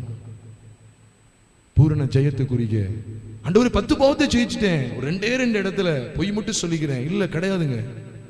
அது இடமே கிடையாது. ஒரு எதினால் ஜெயிக்கப்பட்டு இருக்கிறான், அதற்கு அடிமையா இருக்கிறான்னு சொல்லி வேதம் சொல்லுது. 1 பேதுருவின் புஸ்தகத்தில் வாசிக்க கேட்கலாம். 3வது அதிகாரம், 1 பேதுரு 3வது அதிகாரம், அன்னைக்கு 2 பேதுரு 2ஆம் அதிகாரம், 2 பேதுரு 2ஆம் அதிகாரம் 20ஆம் வசனத்தை வாசிக்க. 19ஆம் வசனத்தை 19 மட்டும் வாசிங்க. தாங்களே கேட்டுக்கு அடிமைகளா இருந்தும் அவர்களுக்கு சுயாதீனத்தை வாக்குத்தத்தம் பண்ணுகிறார்கள். எதினால் ஒருவன் ஜெயிக்கப்பட்டிருக்கிறானோ அதற்கு அவன் அடிமைப்பட்டிருக்கிறானே. இப்ப ஜெயிக்கப்பட்டிருக்கிற குறித்து பேசும்போது விளையாட்டு போட்டியிலையோ, பரீட்சை தேர்வுலையோ, அது ஏதோ என்ட்ரன்ஸ் எக்ஸாம்ல, அது கிடையாது. அதுக்கு மேல சொல்றதெல்லாம் காம விகாரம், வஞ்சிக்கக்கூடிய காரியம், உலக பாவ சந்தோஷம், இன்பம், இச்சை, விபச்சாரம், மயக்கம் எல்லாம் பேசுறாரு. அப்ப இதுல இருந்தா நம்ம ஜெயிக்கப்படணும். இதை தான் ஜெயிக்கணும்னு சொல்லி கர்த்தர் காமிக்கிறாரு. அப்ப எதினால் ஒருவன் ஜெயிக்கப்பட்டு இருக்கிறானோ அதற்கு அவன் என்ன செய்யறான்? அடிமைப்பட்டு இருக்கிறானே. அதனாலதான் இப்போ இது நம்மளை ஜெயிச்சிடக்கூடாதுங்கிறதுக்காக அடுத்து பேசுறாரு பாருங்க. அடுத்த வசனத்தை வாசித்துருங்க. கர்த்தரும் இரட்சகருமாய் இருக்கிற இயேசு கிறிஸ்துவை அறிகிற அறிவினாலே உலகத்தின் அசுத்தங்களுக்கு தப்பினவர்கள் மறுபடியும் அவைகளில் சிக்கிக்கொண்டு ஜெயிக்கப்பட்டால் அவர்களுடைய பின்னிலைமை முன்னிலைமையிலும் கேடுள்ளதாயிருக்கும். அவ்வளவு ஒரு கேடுள்ள நிலைமைக்குள்ள போயிரும். அப்ப இப்ப என்ன சவால் விடுறாரு தெரியுமா? 20ஆம் வசனத்துல ரொம்ப சிம்பிள். என்ன சவால் விடுறாருன்னா, மாம்ச இச்சையா தேவனுடைய சபையா பாத்துரும்? மாம்ச இச்சையா அல்லது உலக இச்சைகளா, இல்ல அடிக்கப்பட்ட வண்ணமா இருக்கிற ஆட்டுக்குட்டியானவருடைய தோற்றத்தை பெற்றிருக்கிற தேவனுடைய சபையா? யார் ஜெயிக்கிறான்னு பாத்துரும். அதனால பேதுரு சொல்லும் போது 2 பேதுரு 2ல மட்டும் இல்ல, 1 பேதுரு 2:11 வாசிக்கும் போதும் பரதேசிகளை சஞ்சரிக்கிற நாம நம்முடைய ஆத்மாவுக்கு விரோதமாய் போர் செய்கிற மாம்ச இச்சைகளை விட்டு விலகின் பைபிள்ல போட்டிருக்கு. பவுல் சொல்லும் போது சொல்றாரு, தேவனுடைய சபை ஒரு போர் சேவகனுக்கு அடையாளமா இருக்கு, யுத்தம் செய்யணும். அதனாலதான் எபேசியர் 6ஆம் அதிகாரம் சொல்லும் போது 6ஆம் அதிகாரம் 10ஆம் வசனத்துல இருந்து வாசி பாருங்க. கடைசியாக சகோதரரு, கர்த்தரிலும் அவருடைய சத்துவத்தின் வல்லமையிலும் பலப்படுங்கள். ஏன் சொல்றாரு? ஏனெனில் நமக்கு வானமண்டல பொல்லாத ஆவிகளோடு போராட்டம் உண்டு. நமக்கு மாம்சத்தோடு இரத்தத்தோடு மட்டுமல்ல, அந்தகார லோகாதிபதிகளோடும் வானமண்டல பொல்லாத சேனைகளோடும் நமக்கு போராட்டம் உண்டு. தீங்கு நாளில் அவர்களை எதிர்க்கவும் சகலத்தையும் செய்து முடித்தவர்களாய் நிற்க திராணி உள்ளவர்களாகும்படிக்கு தேவனுடைய சர்வாயுத வர்க்கத்தையும் தரித்துக் கொள்ளுங்கள் என்று சொல்லும் போது, அப்போ சாத்தானோடு போராடி அவனை ஜெயிக்கணுங்கிற கர்த்தர் பேசுறாரு. அதனாலதான் அந்த வேத வசனங்களை கொண்டு நம்மளோடு கூட பேசி உணர்த்துவிக்கிறார். அடிக்கப்பட்ட வண்ணமாய் இருக்கிற ஆட்டுக்குட்டியானவர் முதல் பகுதியில் நமக்கு வெளிப்படுத்தின சத்தியம் என்ன? நம்முடைய பாவங்களை அவர் சுமந்து தீர்த்தார். ரெண்டு ஆட்டுக்கடா, 2 வெள்ளாட்டுக்கடா, ஒன்னு பலி மரணத்துக்கு உட்படுது, இன்னொன்னு ஜீவனுக்கு உட்படுது. அதான் அந்த அடிக்கப்பட்ட ஆட்டுக்குட்டியான இடத்துல நீங்கள் நானும் கற்றுக்கொள்ற மென்மையான பகுதி. அதனாலதான் ஏசாயா சொல்லும் போதும் கூட ரெண்டையுமே சொல்லிக் கொடுக்கிறார். அவர் தமது மரணத்தை, அவர் தமது ஆத்துமாவை மரணத்தில் ஊற்றி அநேகருக்காக வேண்டிக் கொள்வாராம். அநேகருக்காக, அக்கிரமக்காரருக்காக வேண்டிக் கொண்டது நிமித்தம் அநேகர் அவருக்கு பங்காக கொடுப்பார். அப்போ மரணம் அடுத்து பங்காக பெற்றிருக்கிறது. நான் பூமியிலிருந்து உயர்த்தப்பட்டிருக்கும் போது அநேகரை என்னிடத்தில் இழுத்துக் கொள்வேன் சொல்றாரு. அநேகரை இழுத்துக் கொள்வேன் சொல்றாரு. அவர் உயர்த்தப்படுவதும் இழுத்துக் கொள்ளப்படுவதும் அவருடைய மரணத்தின் சாயலும் உயிர்த்தெழுதலின் சாயலும். அவர் இயேசுவான எழுந்தார், அநேகரை தம் பக்கமா இழுத்து கொண்டார். எழுந்ததுனாலதான் அந்த காரியம் சொல்லப்பட்டிருக்கு. அப்போ வேதம் என்ன கற்றுக் கொடுக்கு? அடிக்கப்பட்ட வண்ணமாயிருக்கிற ஆட்டுக்குட்டியானவர் இடத்திலிருந்து நாம் அடிப்படை சத்தியங்களை கற்றுக்கொள்கிற பாடங்கள் என்ன? பாவ மன்னிப்பு நிச்சயம், பாவத்திலிருந்து ஒரு பூரண விடுதலையை கற்றுக் கொடுக்கிறார். உங்களுடைய என்னுடைய பாவத்தை நிவர்த்தி செய்கிற பலி என்று வேதம் சொல்லுகிறது. அதை தொடர்ந்து ஆண்டவர் உயிர்த்தெழுந்த கிறிஸ்துவாய் அடிக்கப்பட்ட வண்ணமாய் இருக்கிற, பாருங்க, அதுவும் அடிக்கப்பட்ட வண்ணமா இருக்கிறாரு, ஆனா உயிர்த்தெழுந்த கிறிஸ்து. அப்ப பாக்குறாரு, பார்க்கும்போது ரொம்ப வித்தியாசமா இருக்கு. அதனாலதான் நான் மறுபடியும் சொல்றேன், மரணத்தின் சாயல் வேறு, உயிர்த்தெழுந்த சாயல் வேறு. அப்ப உயிர்த்தெழுந்ததுக்கு சொன்னதுக்கு அப்புறம் இது சபையை கண்டிப்பா பொருந்தும், சபைக்கு தான் அதிகமா பொருந்தக்கூடியதா இருக்கு. சபைக்குள்ள அவர் உலாவுகிறவர். அதனாலதான் நீங்க வேதத்தை வாசி பாருங்க. வெளிப்படுத்தல் 1ஆம் அதிகாரம் 13ஆம் வசனத்துல நிலையங்கி தரித்தவராய், எவ்வளவு அழகா இருக்கு பாருங்க. நிலையங்கி தரித்தவராய் 7 பொன் குத்து விளக்குகளின் மத்தியிலே நிற்கிற மனுஷகுமாரனுக்கு ஒப்பானவரை நான் கண்டேன் சொல்லி சொல்லும் போது, அந்த 7 பொன் குத்து விளக்குகளும் 7 சபைகளாம் என்று சொல்லி அதே வெளிப்படுத்தல் 1ஆம் அதிகாரம் கடைசி வசனமாகி 20ஆம் வசனத்துல சொல்லப்பட்டிருக்கிறது. அப்போ 7 பொன் குத்து விளக்குகள் அது சபைக்கு அடையாளமா இருக்குன்னா, சபைக்கு நடுவில் அவர் உலாவிக் கொண்டிருக்கிறார். அப்ப தேவனுடைய சபை ஆட்டுக்குட்டியானவரை தனக்குள்ளே பெற்றிருக்க வேண்டும் என்கிற வெளிச்சத்தையே, அந்த வெளிப்பாட்டையே யோவான் என்கிற அப்போஸ்தலன் இந்த விசேஷித்த இந்த வெளிப்படுத்தல துவக்கத்திலே காண்கிறார். அவர் சபைக்கு உள்ளே இருக்கிறார், நட்டுவுள்ள இருக்கிறார். என்ன அர்த்தம்? அதற்கு உள்ளே இருக்கிறார். நம்மளும் கூட லவதிக்கேயா சபையை போல அவர் வெளியில நின்று தட்டுற இடத்துக்கு வச்சிடாதீங்க. அப்படி வெளியே தட்டுறதுனால அப்படின்னா உள்ள அவருடைய சாயலில் அவரே இல்லை. இஷ்டம் போல அலைஞ்சிடக்கூடாது. குருடனா இருக்கான், நான் பார்த்துக்கிட்டு இருக்கேன்னு சொல்றான். நிர்வாணியா இருக்கான், நல்ல எனக்கு ஐஸ்வர்ய சம்பரம் சொல்லிட்டு இருக்கான். கழிக்கும் தேவை. அதான் சொல்ற உயிர்த்தெழுந்த கிறிஸ்து எங்க இருக்கிறான்னு கேட்டா, அவரை முதல்ல அப்போஸ்தலனாகிய யோவான் பார்க்கும்போது அவர் சபைக்கு உள்ள இருக்கிறவரா வெளிப்படுத்தல் 1:13 பார்க்கிறோம். வெளிப்படுத்தல் 3:20 பார்த்தா இதோ வாசற்படியில் என்று தட்டுகிறேன். அந்த பாருங்களேன், உயிர்த்தெழுந்த கிறிஸ்து எங்க இருக்கிறாரு கவனிங்க.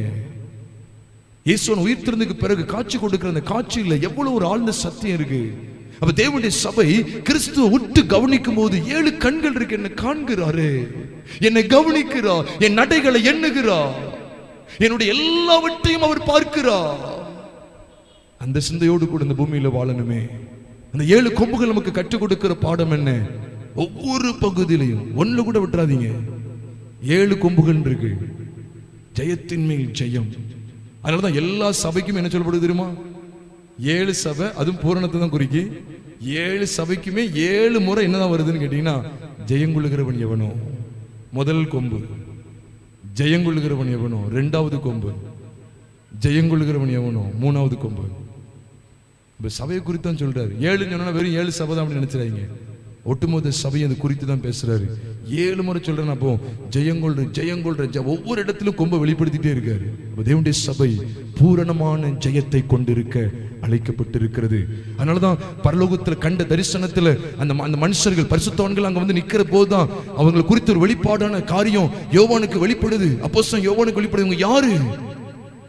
இவங்க ஆட்டுக்குட்டின ஆடு ரத்தத்தினால அவனை ஜெயித்தாங்கன்னு சொல்றாரு. சாட்சி உள்ள வசனத்தினால் அவனை ஜெயித்தார்கள். வெளிப்படுத்தல் 12 சொல்லப்பட்டிருக்கு. நீங்க வெளிப்படுத்தல் 7 அதிகாரம் 14 13 14 கவனிச்சீங்கன்னா சுத்திகரிப்பு மட்டும் நீங்க பாப்பீங்க. இவர்கள் தங்கள் வஸ்திரங்களை ஆட்டுக்குட்டியோட ரத்தத்துல தோய்த்து வெளுத்தவர்கள், பாவமன்னிப்பு நிச்சயத்தை பெற்றவங்க, மனம் திரும்புதல பெற்றவங்க, மறுபடியும் பிறந்தவங்க, அதை மட்டும் பாப்பீங்க. 12 அதிகாரத்துக்கு வந்து பாருங்க.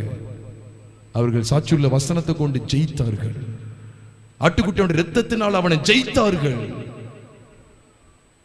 கண்களை மூடி கர்த்தரை நோக்கி நாம் பார்ப்போமா? தயவு செய்து அசட்டை பண்ணிட வேண்டாம். இது அடிப்படை சத்தியம் சொல்லி அசட்டை பண்ணிடாதீங்க. உங்களை என்னையும் மீட்கும்படியாய் தேவ ஆட்டுக்குட்டியா இந்த பூமியில வெளிப்பட்டவரை தான் நம்ம இப்ப தியானிக்கிறோம். அவர் பாவத்தை போக்கும் வழியாய் வெளிப்பட்டாரே, அது ஒரு வகையான தோற்றத்தை நமக்கு காட்டி கொடுக்கிறது. பரலோகத்தில் அடிக்கப்பட்ட வண்ணமாயிருக்கிற அதே ஆட்டுக்குட்டியானவர், உயிர்த்தெழுந்த கிறிஸ்து, அவரிடத்தில் ஒரு உன்னதமான சாயல், உன்னதமான தோற்றம் காணப்படுகிறதே, அதை நாம் கவனித்ததுண்டா? கண்கள் பார்த்துக்கிட்டே இருக்கிறாரு. இந்த உணர்வுக்குள்ள வருவோம். நம்ம சண்டை போடுறத பார்க்கிறாருங்க, நம்ம கோவப்படுறத பார்க்கிறாரு, பார்த்துக்கிட்டே இருக்கிறாரு. அந்த கொம்பு அதை காமிச்சுக்கிட்டே இருக்கு. தேவனுடைய சபை சாத்தானை ஜெயிக்கணும், மாம்ச இச்சைகளை ஜெயிக்கணும், பாவ சந்தோஷத்தை ஜெயிக்கணும். தேவ சமூகத்தில் அப்படியே ஒப்பு கொடுப்போமா? நம்ம எல்லாரும் அப்படியே ஒப்பு, கண்களை மூடி எல்லாரும் ஒரு விஷயம் எழுந்து நின்று நிற்போமா? அப்படியே ஒரு சில சரணம் பாடுவாங்க. தயவு செய்து அஜாக்கிரதை இருந்துட வேண்டாம். அர்ப்பணிக்கிற வேலை எல்லாரும் தயவு செய்து கண்களை மூடுவோமா? கண்களை மூடி கர்த்தரை நோக்கி நாம் பார்ப்போம்.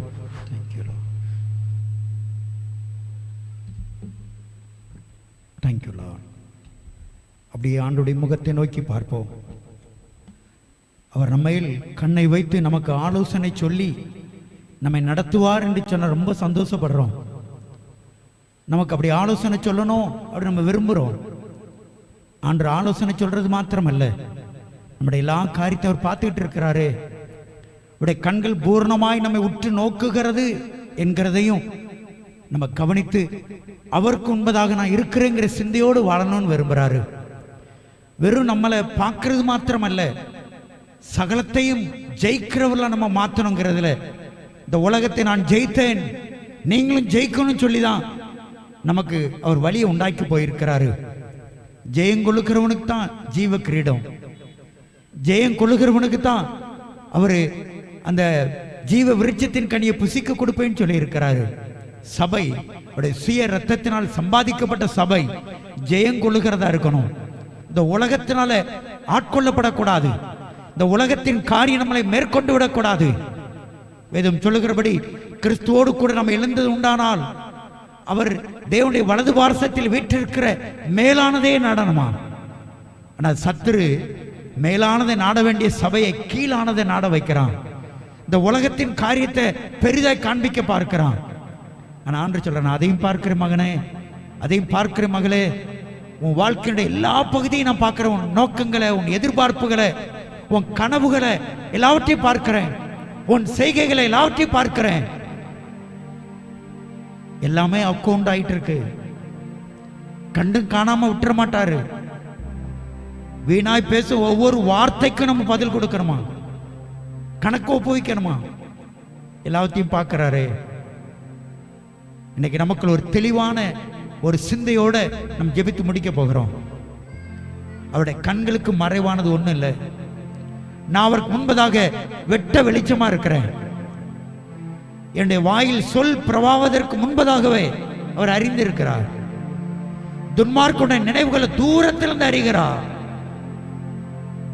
அவருடைய கண்கள் நம்மை நோக்கி பார்த்து கொண்டே இருக்கிறது, உற்று கவனிக்கிறது. பக்தன் தாவீது அதை அறிந்திருந்ததுனால தான் சொன்னான், உம்முடைய கண்களுக்கு முன்பாக பொல்லாங்கானதை நடப்பித்தேன். உண்மையிலே அவர் நம்மை பார்க்கிறார் சிந்தை இருக்குமானால், ஒரு மேல் அதிகாரி முன்பதாக ஒரு தவறு பண்ண சாரின்னு சொல்லிடுவோமே. நமக்கு அந்த உணர்வு இல்லாதனால தான் என்ன வேணாலும் பேசுறோம், என்ன வேணாலும் செய்யறோம், எப்படி வேணாலும் நடக்கிறோம். இருதயம் குத்தவே இல்லை. அவர் நம்ம கூட இருக்கிறாருங்கிற ஆட்டுக்குட்டியானவர், அடிக்கப்பட்ட வண்ணமாய் இருக்கிற ஆட்டுக்குட்டியான் நமக்குள்ளே வாசம் பண்ணுவார் என்றால் இந்த உணர்வு இருக்குமே, 7 கண்களை உடையவர், 7 கொம்புகளை உடையவர், நம்மை பார்க்கிறது மாத்திரமல்ல, நம்மை ஜெயங்கொள்ளுகிறவர்களாய் மாற்ற விரும்புகிறார். ஆண்டவரே, நாங்கள் அந்த உணர்வோடு மாத்திரமல்ல, பூரணமாய் நாங்கள் ஜெயிக்கிறவர்கள மாறணும். ஆண்டவரே, இன்னைக்கு இந்த சத்தியத்தை நீங்க விருதாவா எங்களோட பேசல. இவ்வளவு தூரத்திலிருந்து எங்களுடைய தாசனை கொண்டு வந்து விருதா ஏதோ ஒரு வாரம் மீட்டிங்கை நாங்க கடத்துறதுக்காக அல்ல, என்னோடு பேசியிருக்கீங்க ஆண்டவரே, எங்களோடு பேசியிருக்கீங்க ஆண்டவரே. உங்களுடைய வசனத்துக்கு நாங்கள் செவி கொடுக்கிறோம். நீர் எங்களை பார்க்கிறீங்கிற உணர்வோடு ஆண்டவரே, நாங்க ஜெயம் கொள்ளணுங்கிறதுக்காகத்தான் எங்களோட கூட இருக்கீங்கிற அந்த சிந்தையோடு, ஏதோ ஓட்டம் அப்படி அல்ல, ஓட்டத்தை முடிக்கணும், ஜெயமா முடிக்கணும், அந்த ஒரு சிந்தையோடு ஓட எங்களை அர்ப்பணிக்கணும்னு அர்ப்பணிக்க போகிறோம். ஹல்லேலூயா. Thank you Lord. மாவும் சரீரமும் என் ஆண்டவர்க்கே சொந்தம், இனி வாழ்வது நானல்ல, என்னில் இயேசு வாழ்கின்றார். என் ஆன்மாவும் சரீரமும் என் ஆண்டவர்க்கே சொந்தம், இனி வாழ்வது நானல்ல, என்னில் இயேசு வாழ்கின்றார். அப்படியே நம்முடைய இருதயத்திலே கரங்களை வைத்து, நீர் எனக்குள்ளே வாசம் பண்ணணும் ஆண்டவரே. தோ வாசல் படின் கதவை தட்டுன்னு வெளியில நிற்கிற மாதிரி இருக்கக்கூடாது ஆண்டவரே. எனக்காக ஆண்டவர், என் பாவத்திற்காக அடிக்கப்படும் ஆட்டுக்குட்டியாக இந்த உலகத்துக்கு வந்தீர். உலகத்தின் பாவத்தை சுமந்து தீர்க்கிற தேவாட்டுக்குட்டியாக என் பாவத்தை சிலுவையிலே சுமந்து தீர்த்தீர் ஆண்டவரே. அது மாத்திரமல்ல, இன்றைக்கும் அடிக்கப்பட்ட வண்ணமாயிருக்கிற ஆட்டுக்குட்டியானவர் ஆண்டவரே, இன்றைக்கு எனக்காக அப்படியே இருக்கிறீர் ஆண்டவரே. நம்முடைய கண்கள் 7 கண்கள் என்னை நோக்கி பார்க்கிறது, பூரணமா என்னை உற்று கவனிக்கிறது. 7 கொம்புகள் எனக்கு அன்று பூரண ஜெயத்தை தருவதற்கு என்னோடு கூட இருக்கிறது ஆண்டவரே. நானும் ஒரு ஜெயமுள்ள வாழ்க்கை வாழணும். ஜெயம் கொள்ளுகிறவன் எவனோ அவன் ஜீவ கிரீடத்தை பெறுவான் என்று சொன்னீரே. நான் ஏதோ ஓடுறேன் இல்லை, பெற்றுக்கொள்ளத்தக்கதா ஓடுங்கன்னு சொன்னீங்களே, ஜெயம் கொள்ளும்படி ஓடுங்கன்னு சொன்னீங்களே. எங்களை அர்ப்பணிக்கிறோம் ஆண்டவரே. எனக்குள்ளே வாசம் பண்ணுகிறீரே ஆண்டவரே. உமக்கு பயப்படுற பயத்தோடு, உம்முடைய பார்வையில் இருக்கிறங்கிற உணர்வோடு, அருமையாய் பக்தன் யோசேப்பு சொன்னது போல, அவருக்கு முன்பாக இந்த பொல்லாங்கான காரியத்தை செய்வது எப்படி என்று சொன்னது போல அந்த உணர்வோடு வாழ ஆண்டவரே, உம்முடைய பலத்தினாலே சகலத்தையும் ஜெயங்கொள்ளுகிறவனாய் மாற எங்களை அர்ப்பணிக்கிறோம் ஆண்டவரே. உம்முடைய வசனத்தின்படி, உம்முடைய வார்த்தையின்படி என்னை ஆசீர்வதின்னு கேட்போமா? ஹல்லேலூயா. எல்லார் கண்ணையும் மூடி ஆன்லைன் மூலமாய் இணைந்திருக்கிறவர்களும் எங்களோடு கூட இணைந்து ஜெபிங்க. ஆண்டவர், மேலோட்டமான ஒரு வாழ்க்கை வாழ அல்ல. கிறிஸ்தவ வாழ்க்கை என்பது ஒரு சாட்சியான ஒரு வாழ்க்கை, சும்மா எல்லாம் ஏதோ ஒரு உணர்வு, ஒரு நம்பிக்கையில் ஓடுற வாழ்க்கை அல்ல. அது ஒரு உயிருள்ள வாழ்க்கை, ஒரு ஜீவனுள்ள நம்பிக்கையோடு வாழ்கிற வாழ்க்கை. அந்த வாழ்க்கைக்கு என்னை உங்களை அழைக்கிறாரு. ஹல்லேலூயா, ஹல்லேலூயா. ஆண்டவரே, நாங்கள் அப்படி வாழ்வதற்கு ஒரு உயிருள்ள கிறிஸ்தவனாய், உயிருள்ள கிறிஸ்தவனாய் வாழ ஆண்டவரே, உலக மக்களைப் போல, உலகத்து ஒத்தபடி அல்ல, உலக மக்களைப் போல அல்ல ஆண்டவரே, நீர் எதிர்பார்க்கிறபடி வாழ நம்முடைய வசனத்தின்படி என்னை ஒப்புக் கொடுக்கிறேன். நீர் என்னை பார்க்கிறீங்கிற உணர்வோடு வாழ, உம்மாலே நான் ஜெயங்கொள்ளுகிறவனாய் மாற என்னை அர்ப்பணிக்கிறேன்னு ஜெயிப்போமா? ஆண்டவரே, உமக்கு நன்றி ஆண்டவரே. உம்முடைய வார்த்தை மாத்திரமல்ல, உம்முடைய வார்த்தையின் வல்லமை எங்களுக்குள்ள இறங்கட்டும் ஆண்டவரே. ஒரு உணர்வுள்ள இருதயத்தை கொடுங்க ஆண்டவரே. எப்பொழுதும் கர்த்தர் எங்களை பார்க்கிறார். எங்களுடைய சின்ன காரியமோ பெரிய காரியமோ அந்தரங்கமான காரியமோ எல்லாவற்றையும் யாருக்கு தெரியுதோ தெரியலையோ எல்லாத்தையும் நீங்க பார்த்துட்டு இருக்கீங்க ஆண்டவரே. எல்லாத்தையும் நீங்க கவனிக்கிறீங்க ஆண்டவரே. அந்த உணர்வோடு வாழ அன்று உம்மாலே, உம்முடைய பலத்தினாலே எல்லா காரியத்திலையும் பூர்ண ஜெயங்கொள்ளுகிறவர்களாய் மாற நீங்கள் ஒவ்வொரு நீங்க ஆசீர்வதிங்க ஆண்டவரே. நம்முடைய வசனத்தின்படியே என்னுடைய வாழ்க்கை ஒரு சாட்சியாய் ஆண்டவரே, தோத்திர உயிருள்ள சாட்சியாய் இருக்க கர்த்தர் தாமே எங்கள் ஒவ்வொருவரையும் ஆசீர்வதிப்பீராக. ஆன்லைன் மூலமா இணைந்திருக்கிறவர்களையும் கர்த்தர் ஆசீர்வதிங்க ஆண்டவரே. நம்முடைய வார்த்தை பெரிய மாறுதலையும், ஒரு பெரிய நம்பிக்கையும், ஒரு பெரிய உற்சாகத்தையும் ஆண்டவரை தொடர்ந்து முன்னேறவும் பண்ணட்டுன்னு ஜெபிக்கிறோம் ஆண்டவர். இங்கிருந்து கேட்கிறவங்க கர்த்தர் ஆசீர்வதிங்க. நம்முடைய வசனத்தினுடைய நம்முடைய பிள்ளைகளை உயிர்ப்பீங்க ஆண்டவரே. ஒரு உயிருள்ள கிறிஸ்தவர்களாய் தேவனுக்கு சாட்சியாக வாழ கிருபை செய்யுங்க. தேவ செய்தி கொடுத்த நம்முடைய தாசனுக்காய் தோத்திரம் ஆண்டவரே. மகனை ஆசீர்வதிங்க. உங்களுடைய மனைவிக்காய், பிள்ளைகளுக்காய் தோத்திரம், கொடுத்த பொறுப்புகளுக்காய் தோத்திரம், ஊழியத்திற்காய் தோத்திரம். கர்த்தர் தொடர்ந்து மகனை வல்லமையாய் பயன்படுத்துங்க. எங்கள் மத்தியிலே வந்து வந்திருக்க அருமையான ஜான்சன் அண்ணனுக்காய் தோத்திரம். அவர்களையும் உடைய கருத்தில் ஒப்பு கொடுக்கிறோம் ஆண்டவரே. பஞ்சாப் பகுதியிலே கர்த்தருடைய நாமத்தை உயர்த்த அன்று மகிமைப்படுத்த மகனை கொண்டு போய் இம்மட்டுமாய் பயன்படுத்தி வருகிறீரே. குடும்பமாய் பிள்ளைகளை ஆசீர்வதிங்க. இன்னும் அநேகருமை அறிவதற்கு மகன் காரணமாக இருக்கட்டும். மகனுடைய ஊழியங்கள், மகனுடைய பிரயாசங்கள், பிரயாணங்கள் எல்லாவற்றிலையும் உடைய ஆளுகையும் கிருபையும் அன்று தொடர்ந்து நிலைத்திருக்கட்டும் ஆண்டவரே.